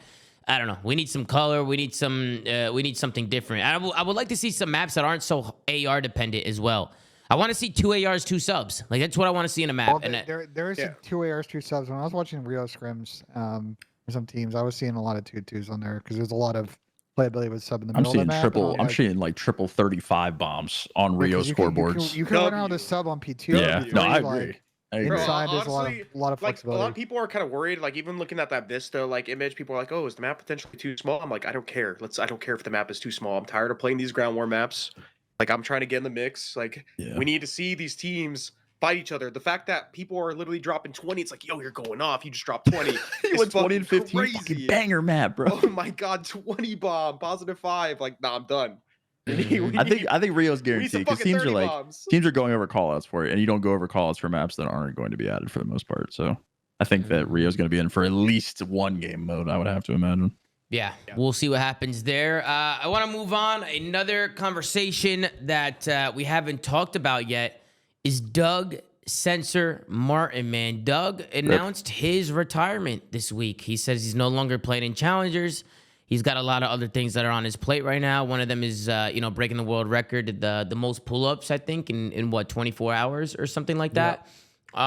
Also, I see a lot of people doubting Doug on this pull-up journey. If anybody can do this shit, it's Doug, bro. I mean, I'm watching this guy on stream. I mean, right now he's on pace to hit it. Like he's doing the amount of pull-ups like an hour. Like he's been training for it all year. For like a year, yeah. Yeah, I mean, I hope that he does it. Whether he does it or not, I got a lot of respect for him. I just think it's so funny seeing so many people just be so negative to him online. It's just, bro, these are people that literally have probably never accomplished anything in their lives or have never put any thought or energy into something and really went out and tried to get something and tried to give everything you had to try and accomplish your goal. And I just think it's so weird to see so many people trying to tear him down. So I wish him the best of luck with the pull-ups and everything. I'm sure whatever he ends up doing after retirement, he's gonna kill it with his work ethic and stuff like that. And we all know Doug, man. Doug has been in the scene since I was 18, bro. Since a decade ago, over a decade ago. He has been around. He has won championships against the best. He's played with the best. He's obviously been playing in challenges the last few years, but we can't deny that Doug has been a legend to the Call of Duty That's scene. Dougie man. Fresh 21. Come on, Tom. man. That's Dougie Fresh. He's been around Dougie since Fresh. 2011. That was his original gamer tag. Yeah. Holy shit! Yeah, he was on the the Quantic Vengeance team when we were Quantic Leverage. So he's been around for a long ass time. Took a couple breaks, obviously, but I would say they're like of the active people competing. In my opinion, like the two old guards that were left was Clay and Doug, and now Doug's gone. So Clay's really truly the last person left from that era. So yeah. And then the next era would probably be like what, like Dylan, Slasher. Yeah, the Ghost era. Plus era. Yeah, that makes sense. That's where I came in. Chris, we'll go down the list. Ben, anything you want to say to Doug, about Doug? Anything you want to say about the retirement? No, I think well wishes to Doug. He had a great career. I think post-playing career, I think Doug's got a really good eye for talent. I know he's talked about sticking around with Boston and kind of helping out with that project. Boston's kind of committed to, I think, being in COD beyond whatever happens to the CDL, whether it's auction or breach, whatever the fuck it's called. They want to be in the mix. And I think Doug can be a good part of the decision-making and the management there. So wishing him the best of luck and excited to see what he's doing in the future. Yeah, Sam, any thoughts on Dougie Fresh 21? Nah, that's exactly what dude. It's pretty much what Ben said. That was his gamer tag, bro. Pretty much what Ben said. It's like a weird thing because I don't know, for whatever reason, I just feel like Doug would have just never retired. Like obviously he had to at some point, but for some reason COD is like synonymous with Doug, and I just thought he'd be playing until he died. I don't know why. I mean, I'll be honest with you, Sam. I don't know how he was doing it for so long, like balancing everything, like between the pull-ups and the live streaming and playing challengers. I don't know. I just felt like it was a lot on his mental. Felt like it was probably wearing him down. It's hard to balance a lot of stuff like that. Like if you want to go in on something and go all in on that one thing, right? Instead of trying to constantly. And the hands, bro. That pull up, he would like he has like calluses and then he's going to hold a controller. Like I'm getting turned on. Bro, he was wearing like 5 gloves and shit doing pull-ups, and I don't even know if that really does anything. Like, You're getting what, Sam? I'm getting turned on in game, of course. Oh, okay. In game, of course. Pat, any thoughts? Any thoughts of the retirement, Pat? No, yeah, I think it just got to that point. Like, I mean, the passion killer comes for everybody with COD, and you realize that you've got other things that you're passionate about, and I think Doug finally reached that point. I've known Doug for 14 years now, so he's one of my good friends, and I think he's going to kill it no matter what and what he does next. So. Yeah, agreed. You never know, man. You never know. Sure. One of these days when the CDL's dead and franchising is gone and we're going back to like these old school tournaments where it's kind of like open bracket pool plays. I mean, at that point, anybody can really come back and play. Like we can make a fucking team and go play an open bracket and try and make a run. You know what I mean? You never know when some of these guys might be back and making plays. Also, shout out to Mbos in the chat, man. Shout out to Money B. I see Mark. What's going on, Mark? How you doing, bro? But we love Doug. We wish Doug the best of luck.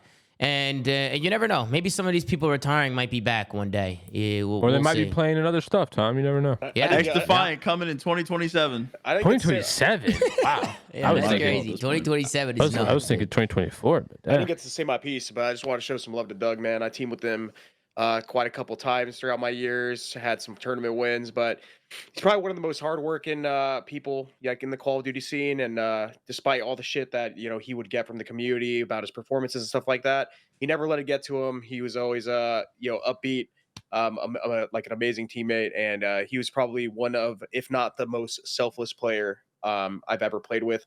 And he was always looking after his teammates and his friends, and he's done a lot for me. So as much as me and Doug had our little back and forths at times, I just want to say thank you, Doug, for always being a great friend, and I wish you the best in your retirement, dude. Seriously, that was nice, man. That was nice. He's a good dude, man. I think we've all had a back and forth in the back in the day, bro. I think we've all had times where we fucking went at each other or argued with each other. But best of luck to Doug.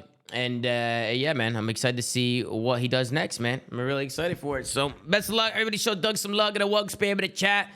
Make some noise for the one time. We'll definitely be tuning in to see if he can break the world record, man. We'll be rooting him on and cheering him on. I think the world record's only like 8,900. I think he breaks that world record no matter what. He's overpaced for it. Whether he hits 11,111 is TBD, but I think no matter what, he gets that record. In his retirement video, he said he was overpaced. But if you go to Jake Lucky's tweet and you see some of the responses under this tweet, I really don't understand it. Like people just basically just have no, I don't know. I don't know what it is, bro. They just think everything's impossible, bro. Look, bro thinks he's David Goggins, fucking I remember somebody said there's absolutely no way he's beating that. It has 1.4 thousand likes. There's absolutely no way he's beating that. Like, bro, I want Doug to just shut these people up, bro. Just shut all these people up. Yeah, but the thing I hate about social media, bro, is people will say anything without any information. Like, the people who say that shit probably have no idea that for the last over a year, he's been doing like thousands of pull-ups a day. Yeah, like, he's been grinding. Like, that's just his work. I mean, hey, bro, if he does it, he's going to shock the world, man. He's going to shock the fucking world. And I know the training has been very difficult. I mean, as you can imagine. Imagine doing that many pull-ups in that short amount of time. I mean, kudos to him, man. Shout out to Doug Censor Martin, man. Absolute legend. But let's move on. Is there anything else that we missed before we hop into the tier list? I'm not sure if I missed anything. I've just been kind of going based off the dome. There's a new Flank TV that came out yesterday if you want to watch that. There was a new Flank TV that came out? Yeah. Oh, Jesus fucking Christ. I will say the last Flank TV was hilarious. Are you talking about the one that came out 2 days ago? Shout out Gersh, bro. Episode 3, yeah, it came out 2 days ago. Wait, didn't we watch? I thought we watched. Or did we not watch this? Did we not watch this one? You might have watched it on stream, but I don't think we watched it on. Okay, let's do the it. last one we watched was Alex saying "fuck Tommy" or something like that. Yeah, this third one is good. The Flank TV episode 3. Oh man, we'll see what's going on here. FaZe versus Toronto. I'm lit. These guys are dog shit. Only nervous when I'm in the front row. Scrappy isn't gonna do anything. He is not one when I am in the front row. Guys, not getting too long. Oh my god, bro. Hell no. FaZe lost. I mean, hey, you beat fucking Optic, so who cares? I care. Look at this motherfucker smiling, bro. Thoughts on Simp? He's gross. Thoughts on Abizi? He's gross. Thoughts on Ben Beans? He's fucking oh, he's right here. Oh, Johnny, what's funny. your Venmo? My Venmo? I don't have one. What? Well, Doug does, and you still owe him $500. Oh shit! I watched a different game that I played in Challengers. I'm available. He's gross. Using you for free content. Marky Bay. You know, I'm never wrong. I'm just Pat. I'm always right. Honestly, I think that Toronto Ultra, they have the best teamwork in the game. You know. Yo, what's good, guy? How you doing? My name is Tommy. How you doing? Yo. But he's got the dog shit, like. That's all he said. He's got their ass. Hello, then. What are you doing? But I'm locked in. I don't even know what y'all doing, man. Yo, what's up? My name's Haggy. All right, Adam. Actually seeing everybody on the map at the same time. Never gonna shy away from. Assault. Boston! It's gross. Crowd? Yeah. Godlike, bro. They're finally supporting us, so take it. Just warm your hand, bro. That's all it is. Yo. No. Excuse me, No. everyone. I have warm hands. And Tommy, you're the GOAT. How you doing, man? Fuck you, Pat. Ben? Faded. Faded. I love Ben. Personally, I love Ben. Personally, I love Ben. The team? Any words for Sam Octane? One of the best arrows ever do, man. Hey, the glazing Hey, is crazy. my God. Bro, you and Sam Octane, deadass? This has been the Flank TV. Tommy, please unretire, bro. All right. That's going to do it for the Flank TV, guys. Gersh doing a phenomenal job running socials. As always. As always. As always. As always, Gersh doing a very good job. So shout out to Gersh. The Flank TV's been fun, man. It's been fun to watch that. But anything else, Ben? Flank TV? I don't know if there's anything else we missed, man. Is there anything else we missed? I don't think so. I think we got everything. Do you want to do a tier list on this episode? Yeah, we'll skim through it real quick. I mean, I'll be honest, bro. I feel like the tier list right now is pretty self-explanatory in a way, kind of. I mean, I don't want to like spend 30 minutes on each team. You know, I say we just kind of run through it and give our quick thoughts. I say we start with. We did miss one thing. Someone in the chat reminded me. We did miss one thing that we should mention. Cancun is crazy. Which happened at the beginning of this week, which was there were significant layoffs at Activision Blizzard Esports. So you guys have seen the tweets over the weekend. People like working this event, working hard, don't know if I have a job when I get back. They laid off like over 50% of their staff. I think there's only like 12 people left. So I assume some of those people come back in a contract position. I think some other people probably from EE, Faceit, other vendors they use will probably fill some other stuff, but it's really fucking sad. They do multiple rounds of layoffs a year, and it sucks that every year it's more and more people getting laid off, and a lot of good people now looking for gigs. You fucking hate to see it, Tom. Well, first and foremost, my heart goes out to everybody who lost their job. I mean, that's never an easy thing to go through. I'm sure a lot of people were kind of caught off guard on it. Some people probably not. I mean, the way that I saw some people tweeting out, like they pretty much worked the event and then just got fired the next day after the event was over. So, from my understanding, they didn't handle it in the best way. But heart goes out to them, and I guess I'm just a little confused. how the fuck are they gonna run this thing with only 12 people over there? Like, what's actually going on? You know, like a perfect example is Subbase was removed from ranked play, right? Okay. Do you think it's going to take 8 years now for Subbase to be put back in, or for updates to be coming through? That's like different. It's not Activision Blizzard esports related though. That's on the studios. Oh, really? Who said that? Somebody said that to me. That's why Subbase is delayed. I thought it was you. I'll give you a better example. Yeah, give me an example. A better example is like, you know, some of the people that got laid off is the entire observing crew. So who's going to actually be running podcaster during these broadcasts? I assume there's someone come back as contractors for, you know, but the league doesn't handle production though. Like, yeah, they already outsource. So the observer team would be outsourced as well through whoever's running production for the event. So that's really the question: is, are some of these people going to come back at contract rates, which are probably less than what they were making now with benefits, or are new people going to come in? I saw an Overwatch observer. I don't follow them. I just saw it on my timeline. They said, and they've already been in contact, like their observer rate got cut from 600 a day to 250 already. Jesus, that's a lot. Yeah, that's a big difference. From getting laid off in this situation. So yeah, I think that's all they're doing. They're just doing it to save money. They're, instead of having to pay people full time with benefits and stuff like that, they can just like. This also happened to the casters a while back, and I think it's actually a part of, you know, remember when we lost Merc and Maven for a while. Yeah, the casters went from being full time salary employed to only being paid within the amount of events they do within I guess on a per event basis. They're basically freelancing almost. Not true. So. The caster one's a little okay. The CWL casters were on full-time salary, and some CDL casters were on full-time salary and had full-time offers as recent as last year and potentially this year. Yeah, maybe but I'm saying those numbers definitely changed, and I think that was part of the Merc and Maven ordeal. It's a little bit more complicated because I'll tell you what kind of happened with the caster thing is that there were people that were running the show as far as the talent that made a bunch of promises on the way out before the CDL started, and then the CDL people had to keep up with those promises. So it led to a very complicated situation with talent. But there were talent that you know that were on full-time deals last year, and definitely think some on full-time deals this year. So that's not true. Bro, these layoffs and all that stuff, it sucks, but it makes sense. Like esports is a seasonal thing, right? Especially with COD, where we're only technically working for 6 days out of the, not 6 days, it's like 6-ish months out of the year. And we're, well, not we, but like the casters and like the production, all that stuff, they're only working for certain days of the like week. They're not working a full-time schedule. For them to be getting paid full-time, listen, as much as I hate it for them, I'm not saying this is deserved, but it makes sense, right? That like they're getting laid off and they're like working part-time now. Esports is just not like a full-time industry for a lot of positions. And I think that this is kind of where the industry's going. It sucks dick, but it's realistic. I've even talked to a couple casters and people that like are in the CDL and working with it that share the same sentiment. They understand the position they're in and stuff like that. And it sucks, but that's just how it is. It doesn't make sense for them to be paying them every single day when they don't even work for most of the days. Like, what I would say is that there are definitely some people on the talent side of, you know, CDL that also get involved with helping out with big product decisions because they actually want to take the input of those talent members. They value their input on marketing endeavors, on what they want to do with the product as a whole. Well, so obviously, it's very there's certain situational, positions, and maybe for certain people it's a different story. But situational. But for every position, like it's just not realistic, man. It's just how esports is. I think people need to come to the realization that at least esports right now, the way it is, and obviously how it's regressed, it's just not a profitable industry.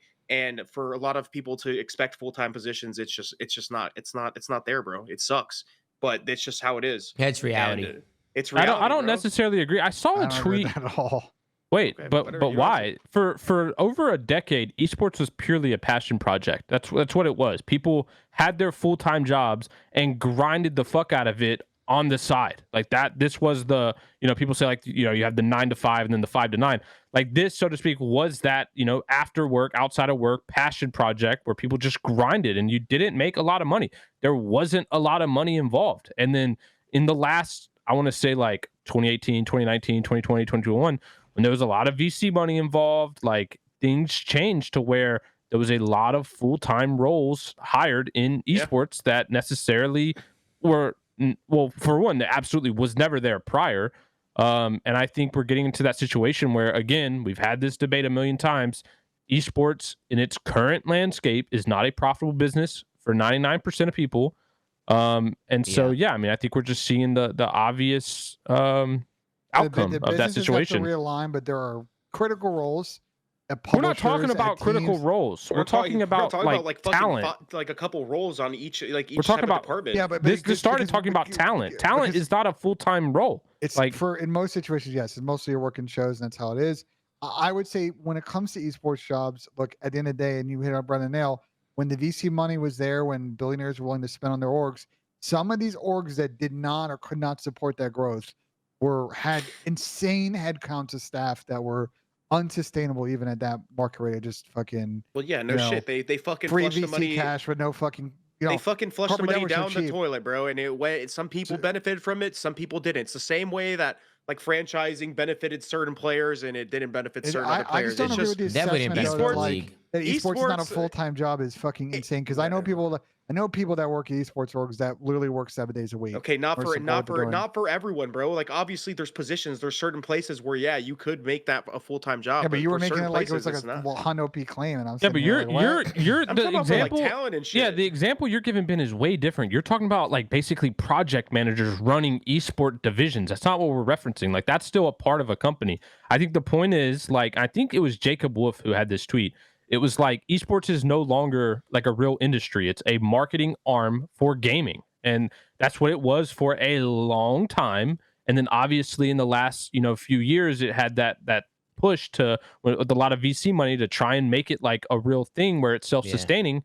Yeah. And we're just back to that situation where it wasn't profitable, and it's probably going to go back to being a marketing arm for these big games. They skipped way too many steps, though, too. I don't think what Jake was wrong what he says, but you can still run. I just don't agree. I hear what you're saying, bro. As far as, let's say, broadcast on, right?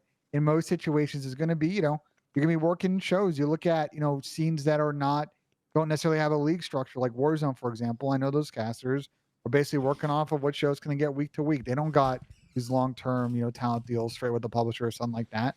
But I do think, there are people that have roles in esports that are full-time. I don't think everybody's just sitting there on a part-time gig, but the entire industry is completely realigned now. I actually think the biggest problem in the industry right now is the ESL FACEIT problem. And I saw a really good tweet earlier this week from someone that was like, well, the problem now we see with these Abe layoffs is like ESL FACEIT has so much leverage on the production side. The only game in town as far as when you talk about like the Western world, what other big TOs are there running big shows? Maybe Blast does a couple now, but outside of that, like ESL FACEIT can kind of drive market rates down and really kind of hurt these people that work show to show and are critical on making those contractor rates. So let's move on. I have a topic that I actually want to bring up on the show. A lot of people in the chat wanted me to bring it up, and I forgot about it. I think this is such a good opportunity to say something. Sam, I know that Pat has a take on Dashy. Actually, all of us really. We were talking about Dashy in the last show. I know you weren't here when we were talking about it. I still feel like people. I definitely think we all have our different opinions on it. But Sam, I know you listened to the flank. Pat, you were talking about how you want Dashy to kind of pick up the pace, start going back to the kill horror-y play style, right? Because right now he's definitely changed up his play a little bit. Sam, I heard that you disagree with that take, and you felt like it was a little bit hypocritical. What are your thoughts? There's just no point in talking about it. It's just an irrelevant conversation. Like the issue with the team isn't play styles or anything. It's their S&D. Like the beginning point of the argument was irrelevant. So that was my original point. You think it's irrelevant, Pat? Do you think it's irrelevant? I don't think it's irrelevant. I don't think this is a Dashy thing. Like, I think it's the role that he's being asked to play on this squad is what I disagree with.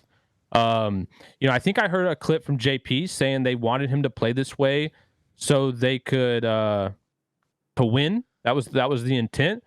But what if they won? Clearly, I'm not seeing any winning results. In my opinion, I just think, for Dashy to take a back seat and play this conservative, like, I'm going to play for the win, do it all mentality.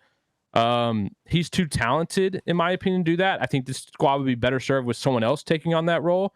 I wouldn't want Dashy, the guy I trust the most to perform 99% of the time, to take that reserved approach and play for the win when you have people like Shotzzy who go out there and they're super inconsistent, get world starred. other players as well. So for me, I just think Dashy being put in that position is a disservice to his talent. And he's the last one on this squad I would want taking that reserved approach to play for the win when this squad clearly isn't producing wins. They're the second best hardpoint team in the league. Why do you think that the way that they're playing hardpoint is an issue?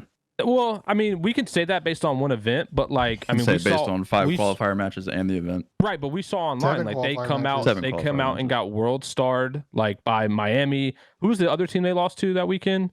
They got 3-0-2 weekend, bro. Like Toronto, yeah, but again, if the goal is to win, I mean, you can't just come out and look good one day and get world starred the next. Clearly, there's a lot of inconsistencies there. You have to look at the things that you're bad at. Yeah, but again, if they're relying, but again, what are they relying on to be good at hardpoint consistently? Players who are inconsistent that can or can't get kills. And I think again, when they get world starred, like which happens quite often, they get screwed. It's the same issue. And so are they losing hardpoint in the majority of those series? I don't think. Would you say that watching their matches, their glaring issue is hardpoint? No, it's not their glaring issue, but I never said it was their glaring issue. What I said was I don't want Dashy being in a role that when he has pure takeover power to play a reserved approach, and I think it would help in the long run, especially when you play the better teams. When you play the better teams, I don't care about the like 5 through 8, or 5 through 12. I don't even look at those results when I look at the top 4 teams and their stats. Well, I don't like. I mean, those guys are not on the same level, especially in respawn. I think what Pat's basically saying is that he's trying to basically make it so whatever. What? It's a fact. You shouldn't whenever their normal hardpoint game plan is going to plan. It's all fine and dandy when you have players like Pred and Kenny going off and like Shotzzy being all disruptive. Obviously, Dashy's playing around the hill. He's playing a little bit more disciplined. Great, whenever they're doing that, but he's basically more so like talking about from a perspective of like, let's say players like Kenny who are like end up not playing that well, right? And they're kind of getting shut down. He wants to see Brandon be able to step it up. Ben's had one bad series this year. I know, but that's I think what he's trying to say. He wants to basically not to mention when you look at Shotzzy. When you look at Shotzzy, like Shotzzy again, we talked about Shotzzy. Like he needs to learn how to slow it the fuck down. I agree with that. And I think in this pace, Shotzzy could slow it the fuck down, and Dashy could speed up a bit. I think Dashy could help and this game is an AR game. Though. Isn't it very situational though, Pat? The people who are winning you maps, bro, the only like unquote good team, 2 teams they played so far. They played that banger series against New York in the beginning of the stage, and they played FaZe 3 times. And the difference in the FaZe series, the fact of the matter that Optic cannot convert rounds on defense. They have a lack of discipline in search. I think it goes to everything. It goes to everything. And I think here's the main point is, it's not this squad. Yeah, no, it's not. This squad, I think from JP's clip that I saw earlier, the mentality was we want to put Dashy we want to change Dashy's play style to play for wins. That was the goal. And I think Dashy was the last person on this squad who should be changing his mentality to play for wins. I think it's clear cut at Shotzzy. He's the one who needs to change his play style. In my opinion, he's the reason this team is unsuccessful. And I think until he changes his play style, and he would be better suited to change his play style, this squad would actually produce wins. Targeting Bruce and having Bruce do it is not the recipe for success. And I think also it was kind of a write-off, right? To say like, oh, let's not in a scapegoating way. It obviously wasn't like, ill intent, but like, I don't think Dashy should have been the one who should have been targeted, that he needs to change. It was Shotzzy from day one, and the fact that it was Bruce and not Shotzzy is just going to lead this squad down more issues in the future. And I don't think in this current environment that they're going to produce these wins that Dashy had to change his play style for. It's Shotzzy. It's always been Shotzzy, and until he changes his style, the squad's going nowhere. What Pat basically wants is for Optic to basically mold their team on like the way that Toronto plays. He wants Dashy to essentially be what Scrappy is for Toronto. He wants Shotzzy and Pred to essentially be the dynamic of Envoy and Kleenex. He wants basically to mold this team like Toronto. That's literally what he's trying to do. The 2024 world champions. I just don't know if Bruce is going to play that way. Like, I don't. At the end of the day, like, he's more so saying that he has the potential to do so. He's just not. That's what he's trying to say. I'm not concerned with this Optic team and their current playstyles that they're not going to be competitive against top teams to respawn. Like, if you're playing top teams to respawn, you're winning them at a 50% rate. That's fine. The problem is they're not converting any S&Ds, and like until they do that, I also like, don't understand. It's not. They're not going to beat Toronto in phase. I also don't understand why the notion is that I want Brucey to kill whore.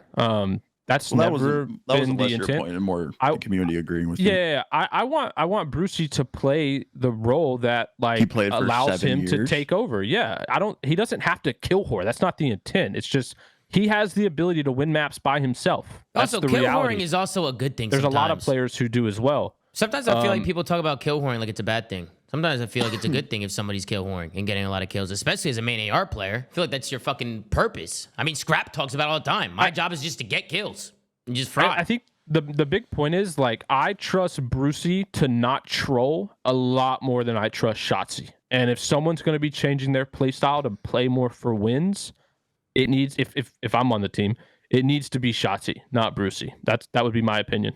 I feel like there's only one player on that squad with no discipline, and it's not Bruce. I went on like a rant about this the other day on stream, but I also feel like the way COD is played, it's like so situational. Like when it comes to Shotzzy and Bruce, like both of them, it's just knowing. It's understanding gears, yeah, absolutely. Yeah, understanding your gears and when to pick up the pace, when to slow it down, like when to play a certain way. Like I feel like that's just a momentum that they're gonna have to just figure it out as time goes on. But I think, Tom, my point to summarize is that Dashy shouldn't have to reduce his gear and play at one gear in a conservative way because Shotzzy can't play in more than one gear. You understand what I'm saying? Like, if Shotzi's always in fifth gear, but do you really think Dashy that's how they're doing it? I mean, do you really think that's what they're trying to do? I don't think that's the intent, but I think that they're trying to solve a problem, right? And their goal or their solution for that problem was to have Bruce play more of a like, all right, I'm going to do whatever it takes. I'm going to get in the hill. I'm going to play conservative. I'm going to make sure we're making these winning plays.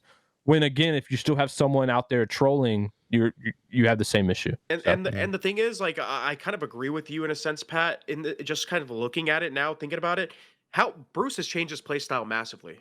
And we commend him for it, right? He's definitely made strides. It's a selfless thing to do. He's made strides to become a better player in different facets of the game, and you got to commend him for it. Obviously, Pred, Kenny, they've been doing their thing, but like, when have we ever talked about how like Shotzzy has like changed as a player in terms of like the way he approaches the game? Whether he's like playing, you see him playing more disciplined, or you see him making smarter decisions. We still, obviously, he's a great player.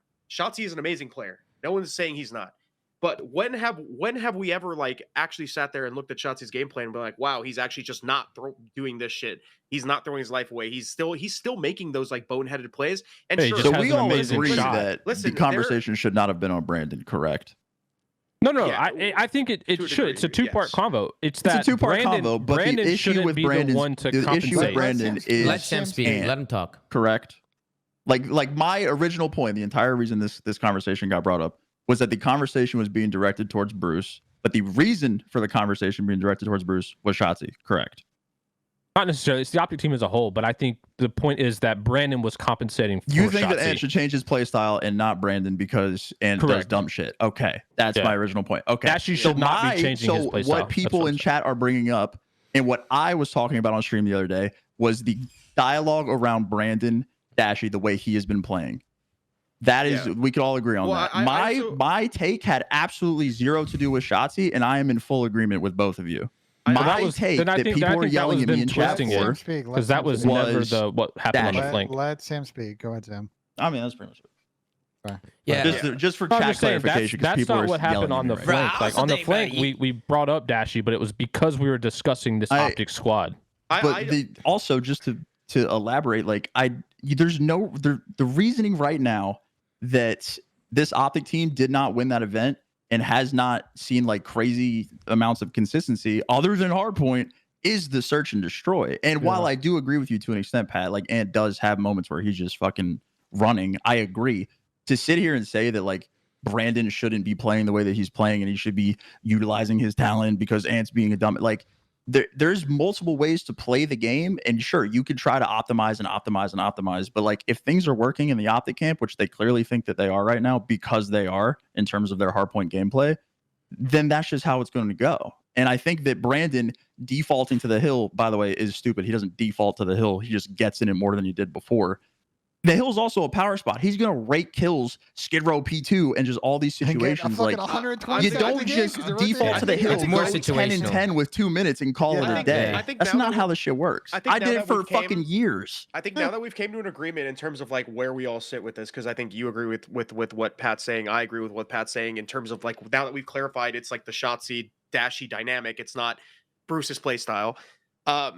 This isn't a game mode thing. Bro, I literally remember this round in the Search and Destroy that they played at the major, clear as fucking day. Where It's the only person that's proactive in search for them. No, that isn't fucking true. But you They also play don't have Invasion to- every series. You're gonna tell me that Shotzzy is the only person to try to overlook the map for them. I'm gonna be honest, y'all some Shotzzy haters, man. Y'all some going Shotzzy to that haters. same point though. Going to that same point is there's not one way to play the game. Like I don't think I don't think you have to play just because you have Shotzzy on the team doesn't mean you have to meet Shotzi's pace. Like Shotzzy can also slow down in search. We have other teams who play hella slow in S&D. They gotta tweak their invasion search because it's very one dimensional and they have a difficult like adjusting mid map once people read like how they play their defense. Bro, all I'm saying, yeah, and Ben's also bringing up a defensive issue, and this round Especially was on with defense. Pred on this You squad. guys remember the round where Shotzzy got into broken, somehow got out of it, got back to Coop, and then sprinted into broken again? Yeah. Like, come on. I mean, listen, bro, we can go back and talk about rounds, but listen, the way that you guys talk about Shotzzy is insane, bro. Like, I gotta say something, bro. We just said he was a good player. Yeah, I know, but player. it's the way that you guys are like, bro. The way that you guys be explaining it, like, bro, you guys gotta understand that one, Shotzzy's a very impactful player when he plays, regardless of what he's putting up on the scoreboard. Like, That's granted, because of his talent. He's got insane talent. Right, There's no one that's ever doubted his talent. right, It's his mentality of how he plays. Right, I understand that, but you guys got to realize that a player like him who is impactful, who does take risks, who does make plays, is going to make more mistakes than an AR player who's just picking his spots and picking up lanes, right? Like he's going to be in situations where he's in a tough spot where he has to make a lot of quick decisions, especially how he plays and his role on the team. Like that's gonna happen. Would you say Hydra and Shotzzy play similar? Hydra and Shotzzy, no, not at all. I think Hydra and Pred play more similarly. I think Shotzi's if anything, I feel like I said, Abeezy and Shotzzy have been went through the same struggle in the first major, just trying to do too much all over the map. Abeezy has played a lot better than Shotzzy, in my opinion. Bro, Abeezy did not have a good first stage. That's what I'm saying. I still think he played better than Abeezy. That's my point. FaZe's also much far ahead of him, especially in S&D. So I don't know. I don't know about that, Pat. I don't know about that. Bro, but this has been a thing for a while, bro. We don't talk. Bro, and I'm not gonna sit here and like have people say it's like an optic cheese or like it's a Shotzzy like hater type of thing. We don't talk about this way. We don't talk about this the same way we do with Kleenex. Obviously, with the Abeezy, people are gonna say phase bias, but we don't talk about the way that Abeezy plays. We don't talk about the way that Kleenex plays. We don't talk about the way even like a player like Kismet plays in the same light. I actually love the way Kleenex plays in terms of their search and destroy and like their discipline. Like yes, obviously, like an entry fragger, if that's what you want to call him, is going to make more mistakes, but like there's no reason why we wouldn't have the same conversation when other players like this struggle. It's literally clear as day that every other player or like even other players have made strides in their gameplay to tone down some of the mistakes that they make and the way that their play style can actually end up hurting them. But Shotzzy is not one of them. Shotzzy has not been that player that has adapted. He's been the same type of player he's been the same type of player for a long time. That's cap. How's that cap? Shotzi's adapted multiple times. There's times where he's running. I don't know if that's cap, Tom. His play style, he's played the same way for a long time. Nah, bro. Because we talked about this in Vanguard, how much he still overchows in so many situations where he doesn't have to. I'm not disagreeing that there's times where Ant goes a little rogue and overchows things. I'm not disagreeing with that. I guess I would say, but he is definitely adapted from game to game and from team to team. But if you look at all players, Tom, I would say like all the top aggressive SMGs, I would say Shotzzy overchows more than every single one of them. I would agree. I definitely think it's a problem that he has overchowing and trying to do too much. But he's not the only person who has that problem. Makes an aggressive play, trolls, like whatever that falls into. Like we let you let Abe overchow, but you know he's gonna win those crazy gunfights. You just accept that, like he will have series like he had against Toronto. I don't think Abeezy overchows nonstop. No. Yeah, and then he'll have series like what happened against Toronto where he's getting caught sprinting like it happens. Abeezy and Shotzzy have two different issues. Abeezy will overchow. He will just take gunfights he shouldn't take. Yeah, he overchows the fuck. Shotzzy overpositions himself in a play. Like he just like tries to get into spots or he tries to do things that are just like out of the ordinary, that are just unnecessary, rather than play like a team shot angle, or rather than just play some normal ass spot with a teammate that is there to help him play off a normal ass cross. He'll position himself to get to a place where he can, if it works, amazing. If it doesn't work, he's isolated, he dies. Abizi's he is isolated a lot. Do y'all remember the logic of how, like, once Snaking got banned, we were like, FaZe is going to get better. All these good teams are going to get better without the cheese in. Yeah. I would actually wait. What? Yes. Okay. Agree. I would actually argue that if, like, and no bullshit, if the game had less movement, if you had to play more straight up, if you weren't able to get, to these positions, I think Shotzzy would actually be better Call of Duty player than he is today. I think it would slow him down, and it would slow him down a lot. I think he would be way better off as a player. I think if you put Ant, let's say like you put Ant on this FaZe team, like I think they would do a much better job than I think what Optic's doing right now to play around that like aggressive play style that Ant has. I think they'd set him up more and he'd be able to help him get bailed out of those situations. I feel like Optic, Mission Invasion, S&D, if they wanted to play that way, they got to figure out how to support him more. But I agree with you. If the game slowed down, Ant would slow down. And I think he would still fry because his gunny's still good. No, and we're not talking about MW2 where like you couldn't do like if you jumped, you were penalized. Up, right? Yeah, I'm talking like World War II, like traditional COD, like yeah. Well, let's move on. We've been going in circles on that topic. Let's move on to the tier list, and let's get the tier list done. Dude, Modern Warfare 2, you couldn't even jump without an ADS penalty. Couldn't move, bro. Yeah, Modern Warfare 2 is trash. Feature there. So I think this is easy. I think S is FaZe in Toronto, right? I was thinking about putting FaZe in A. I was gonna leave Toronto by themselves. I think you added here and you put Toronto at the top. Yes, I agree, bro. Toronto. You want S plus? You put Toronto at the top. Toronto is literally them right now, bro. They only. Bro, their record is insane. Their map record is crazy, and even just the way that they won Major 1. You talk about hardpoint dominance. Yeah, it was dominant, bro. They're godlike, bro. I'm putting them at the top of S, and I'm putting FaZe in A. There should be an added tier. It should be Ultra at the top, FaZe in S, and Optic in A, and then everybody else. No, I think you can put Optic. I think you put Optic in A under FaZe. Behind FaZe. You're gonna put Optic in the same tier as the team that beat them 3 straight times. Bro, Optic. Okay, listen. The online one. Listen, I guess it's true. I'll give them the online one, but more so they like were good matches though, Sam. They were close matches. They could have beat them on LAN. Like it was a close series. Obviously, one last map. They got dominated or destroyed, but the searches were a mismatch. Okay, bro, other game mode, sure, but they were still competitive. Bro, this team is not even close in search. They weren't good enough in search to be FaZe. Bro, they're not on the level. They're not. Come on, bro. Well, that's why you put them behind them. They're still an A tier. Yeah, I was gonna put them behind them. You still put them in A tier. They're not as good as FaZe yet. What do you think? I mean, we have a poll going right now. We have a poll, and it's very half and half right now. I can convince either way, but bro, if you put Optic in B, you are putting you add a tier and you put Toronto there. Optic is A. Well, I definitely don't want to add another tier. Definitely don't want to do that. If we're not adding a tier, you put Optic in A with bro. Why are you guys making this so hard, bro? Who cares about the fucking letters of the tiers? Like it's just an order. Because it adds a level of talent in the league. I hate this. Why I don't do it in my videos. Down though, it's the same thing. Going up, going down, it's the same shit. Ultra is S, FaZe is A, Optics B, and then you would go like it doesn't like B. No, because you're not going to put that amount of teams in Cancun. Well, that's what I'm saying. There's another one. Just go down. Like we already have a purple tier there.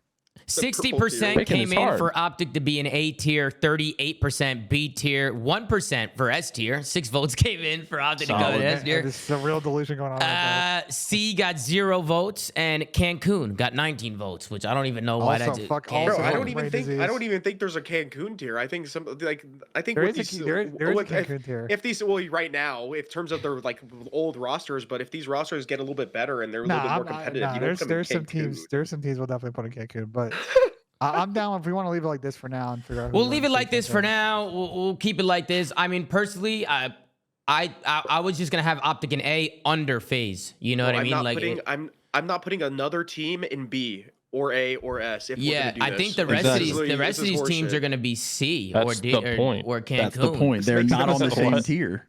I think there is a clear level of the top 3 teams, very definitive, and then there's the rest of the fucking league. Yeah. Like it's very just fucking cut and the dry. top 3 T teams are also on different levels. Ultra is better which is than why FaZe. they're in FaZe different is tiers. Better than Optic. Like it would be absolutely insanity to put them on the same tier. They are clearly not. And then there's the rest of the fucking league. You can't have any other team in Optics tier. You cannot have any other team in FaZe's tier, and you cannot have any other team in fucking Ultra's tier. It's just how it is. I don't mind keeping it like this. We could keep it like this for now. And then I looking through the rest of these teams. I mean, Minnesota probably C tier, right? I'd probably put them in the C tier. They had a good showing, but I wouldn't put them in that top echelon yet. I mean, what do you guys think? I agree. Minnesota, New York. New York. I think we should put in C tier, even though we got last. Do we still feel like that's a C situation or a D situation? New York is tough, man. Bro, they just got world start on land. Like they were still a good team in the qualifier. They just had a bad 2 days. Yeah, and I feel bad for them, bro, because they were the first matchup of like all the fucking issues. Like they got trolled. Yeah, the triple defense that they lost or offense that they reset on was that's tough. Yeah, there's a lot going on. They still could have come out and then won the next day, which they didn't. So this team should just go home, use more ARs, and they'll be fine. I think if they struggle next major, we have to have a serious talk about this team, though. Yeah, I feel like they fry. I feel like they're gonna fry in this next online. I don't know. Look at their schedule, Sam. What's it looking like? I think that. I mean, actually, I don't know. It's Carolina, Seattle, Boston, FaZe, Miami, LAG, Optics. They void Toronto. Okay, it's not a bad schedule. They got 3 or 4 wins in there for sure, at minimum. Yeah, it's not a bad schedule at all. If they don't make winners bracket, we're gonna have a very difficult combo by this team. Who else do you want to put in? Let's go to what about Thieves? Where do you guys want to put Thieves? I think they've been pretty bad, bro. Thieves have been D. In the D tier. They get like a bump because of their changes. Yeah, that's it. Yeah, we can't even bump it yet because we haven't seen them. Yeah, everybody's saying Cancun. It's kind of hard to judge roster change teams, though. It is. Honestly, we can't judge them. We can't. We have to go based off of their prior roster. They were in the Cancun tier. Technically, making the roster change got them out of the Cancun tier. Seattle Surge, probably what, C? Yeah. C, but although if they make the change that they're making, they're going down. They're going down. It might be a Cancun. I agree. I do not like the Illey change at all. Their best player. Boston Breach. I'd probably say C or D. D. Dude, they had Austin drop a 1.5 for a loss. D. Oh, I thought you said B. I was going to say, what? No, B. Are cooked. D. Boston's been new pretty... changes, they'll be on the uprise, but D, bro. All right, we'll put Boston there. I don't know if we have an order for these guys yet. I would probably put like these under Boston, to be honest with you. Yes. Carolina Royal Ravens. See a game. I mean, Carolina's probably what, a C tier, bottom C tier team. That I feel like on land they were bottom C. Yeah. But I don't know how they're going to 2-11 in search. Can't fucking buy one. D. They are in D. Yeah. 2-11 in search. Team. Yeah. They're the best. They're the best hardboy team in the mid tier. I didn't realize they were 2-11 in search. Yeah, they can't buy one, Tom. And then of course, but if they go back online and some of them play the way they did online before land, then they're going to be in a rough shape. Yeah. LAG. D. C tier, Miami. I'd probably put them C tier. I don't know where to put Miami, bro. I feel like they have to be. They were good on. They made winners bracket. They were good online. Yeah, but they had a great schedule though. They had a really good They dodged so many good teams, and then call Optics slipping on that one day. I think they're like first in D. They're like the mid tier New York. They literally had the same thing happen to them. They were good online. They went to land and they both got. You think first in D, Sam? I think like low. They're like teetering on the edge of C. I would say they're better than Carolina. People are arguing in the chat that Carolina should be in C. Do you guys think Carolina should be in C? Yeah, that's called recency bias. No, there's people in the chat calling for it. There. They were only good on land and online. They got fucking cooked. So like I don't know. Yeah, and in Vegas, I'd probably put down here, bro. I mean, I think Vegas needs to make a change. Yeah, bro. I think they need to make a change, and I think the fact that they're not changing is so strange. I don't know why they're not changing. I think we should change Cancun to blow it up. Watch. Bro, I'm hitting some Vegas DMs, bro. I got some convincing to do. Yeah, Tom, I would put Vegas in the purple, bro. Chris is fucking and then just name it, blow it up. Watch. I really just don't understand. No, the bottom one, Their team in the last 2.5 months to make it think that like they're going to get better results. I just hope that it's not like, bro, if we should have just closed. I really hope it's not that. Because it's not like it may swing the other way. They may have actually been ahead and they were just not closing series, and now they're gonna get slammed. Like I don't know. Both ways, Ben, or no? Bro, what's good with you, dude? So hold on. So all of our D tier teams made a change, right? Except for I guess Carolina technically did already. Those are all the teams that have made roster changes. Yeah. None of the teams made one. You used the wrong tier list. You have the old fucking Miami logo. Bro. I just put in CDL tier list on Google and clicked the first link. Bro, That's all I I did. sent you the link. Whatever. Don't worry Wait, about it. relax. What is wrong with this? Rest in What peace is to the wrong? universe, Brandon. Like, what is No, fucking wait. wrong, bro? This is Brandon. fine. The tier list looks fine. Yeah, it's the wrong logo, so it's all good. Whatever, man. Whatever, bro. Looks good, man. This looks good. I think this looks good, man. I definitely agree with the top, with Toronto, Atlanta, and Optic. I think there could be an argument for Optic A, like at the bottom of A behind FaZe, but I don't mind how he did it No, here. they If get, you want, listen, if you want to listen, if convince they the were tier better, list, yeah. they were better in search, then I would be down for it. But even against other I just teams, thought they bro, had I'm good telling- series, man. I thought they had close series. Yeah, I thought it was a good they're matchup. good respawn team, but they got to figure out search because it's going to be a problem this year. And like, you There's see no how way Vegas don't change. Bro, Bro, if they they're have- scrimming Yeah, I Pat, don't they're know, not. Pat. Bro, If they I, like, started I- scrims, there's no way. Bro, they're playing. No offense, I don't know the guy. Like, he could be a great guy, but they're playing with the worst player in the league and keeping him. Bro, if they don't pick up Geo 1 of 1, That's I'm insane. telling you right Geo now. 1 of 1. Bro, Bro, he- underscore, bro, he underscore, is gotta fucking- add Underscore. Bro, too. he is fucking good, man. I'm Bro, telling can you stop talking? All my FC Black players are just getting Chris poked is one gonna by be one, fucking bro. so dissension in the Legion ranks. Holy shit. Yeah, But but yeah. I just don't, bro. You like, Look at Mayhem in chat. bro. You think Vegas is thinking like, damn, we beat a team where our teammate got 20 kills and had a .4. Imagine if he got a few more. No, Pat, I genuinely hope that it's not like, man, we should have just closed those 3. Like, we could be in such a good spot. Like, we got Dude, we got right? the tools. Like, no, bro. Yeah, No, guys. you Well, don't. everybody in the chat and obviously in the comments if you're watching on YouTube, what do you think about our tier list, man? WL, you think this is dog shit, or do you think this is a good tier list? I'm actually curious. I see some Great like tier list. feel like it's pretty half I mean, and half. listen. The way a the great league is Imagine right a lot of people are now, saying like, W. The top 3 order is like pretty good. We think New York's probably solid, but the next like 7 teams is a complete mess week to week. Next 8 Well, teams, 4 like, of them just made roster changes, so like Yeah. we just don't know. Yeah. And we'll see. At least They'll they either be made going down changes, or though. up. They'll either be going Oh, yeah. back to the blow it up watch, or they're going to be moving up If- in the tier list. if Or they Seattle say exactly the drop same. Illy, Holy then they're fuck, definitely going down in this next stage. I All I know is agree. They're an I'm- F tier. I'm profiting off Yeah. the LAG stonks, bro. They went from a D team to a C team. Let's go. What, they're on the. If they don't fucking turn it Sell around high, from how they Chris. did it land, went- they're going right back They down. went, high. they're under. They I went from know, bro. undercase mid to cap. So mid, high, bro. bro. I'm friend coping, man. Let me friend cope. Fred coping. Well, Good listen, guys, Frenchies. that's our tier list. That's the Rostermania. That's the episode. I hope you guys all enjoyed today. Make sure to like, comment, and subscribe. If you're watching on YouTube, go to anchor.fm/theflank to check out all the audio sites are on. Go follow at The Flank. Gert's doing a phenomenal job running socials per usual. And go to ZooMaa.gg to check out the merch. Go sign up, put your email in, do what you got to do. As always, guys, thank you guys so much for tuning in. Actually, Ben, you want to hit us with a putt before we head out or no? Yeah, I got you. I can Go ahead, Ben. I see. I almost gotta go forgot grab my until the putter- I chat gotta grab my reminded putter, me. though. I gotta We've grab my been. putter, though. Go ahead, Ben. Go. Run. Buddy. Yeah, Go get it. I gotta move the camera. You gotta give me a second, bro. Like, All right, man. Damn. My bad, bro. My bad, man. give me Damn. fucking attitude today, bro. When? on, When did me I giving give you you attitude? No, you just fucking right now you did. My bad. I didn't mean to give you attitude. I'm locked sorry. in. 10,000 on miss. You went 10,000. Oh shit. 10,000 on miss. Oh shit. What do you guys got in the chat? Get your I'm 10 channel point bands on a miss. predictions in. I think he's gonna sink it. I don't know. I 10 feel like bands on Make sure you miss. put it from the back, Ben. Don't give a fucking advantage. You know what he's gonna cheat, bro. He's gonna move it right. He's gonna move it up, bro. You see the letters all the way at the end of the mat. You see that little white wording right there. Yeah, That's yeah. where the ball should be, bro. All the way in the Like back, in between bro. that, yeah. Yeah, like in between the dead space, in between the white space. You Yeah. know what I mean? It should be over there.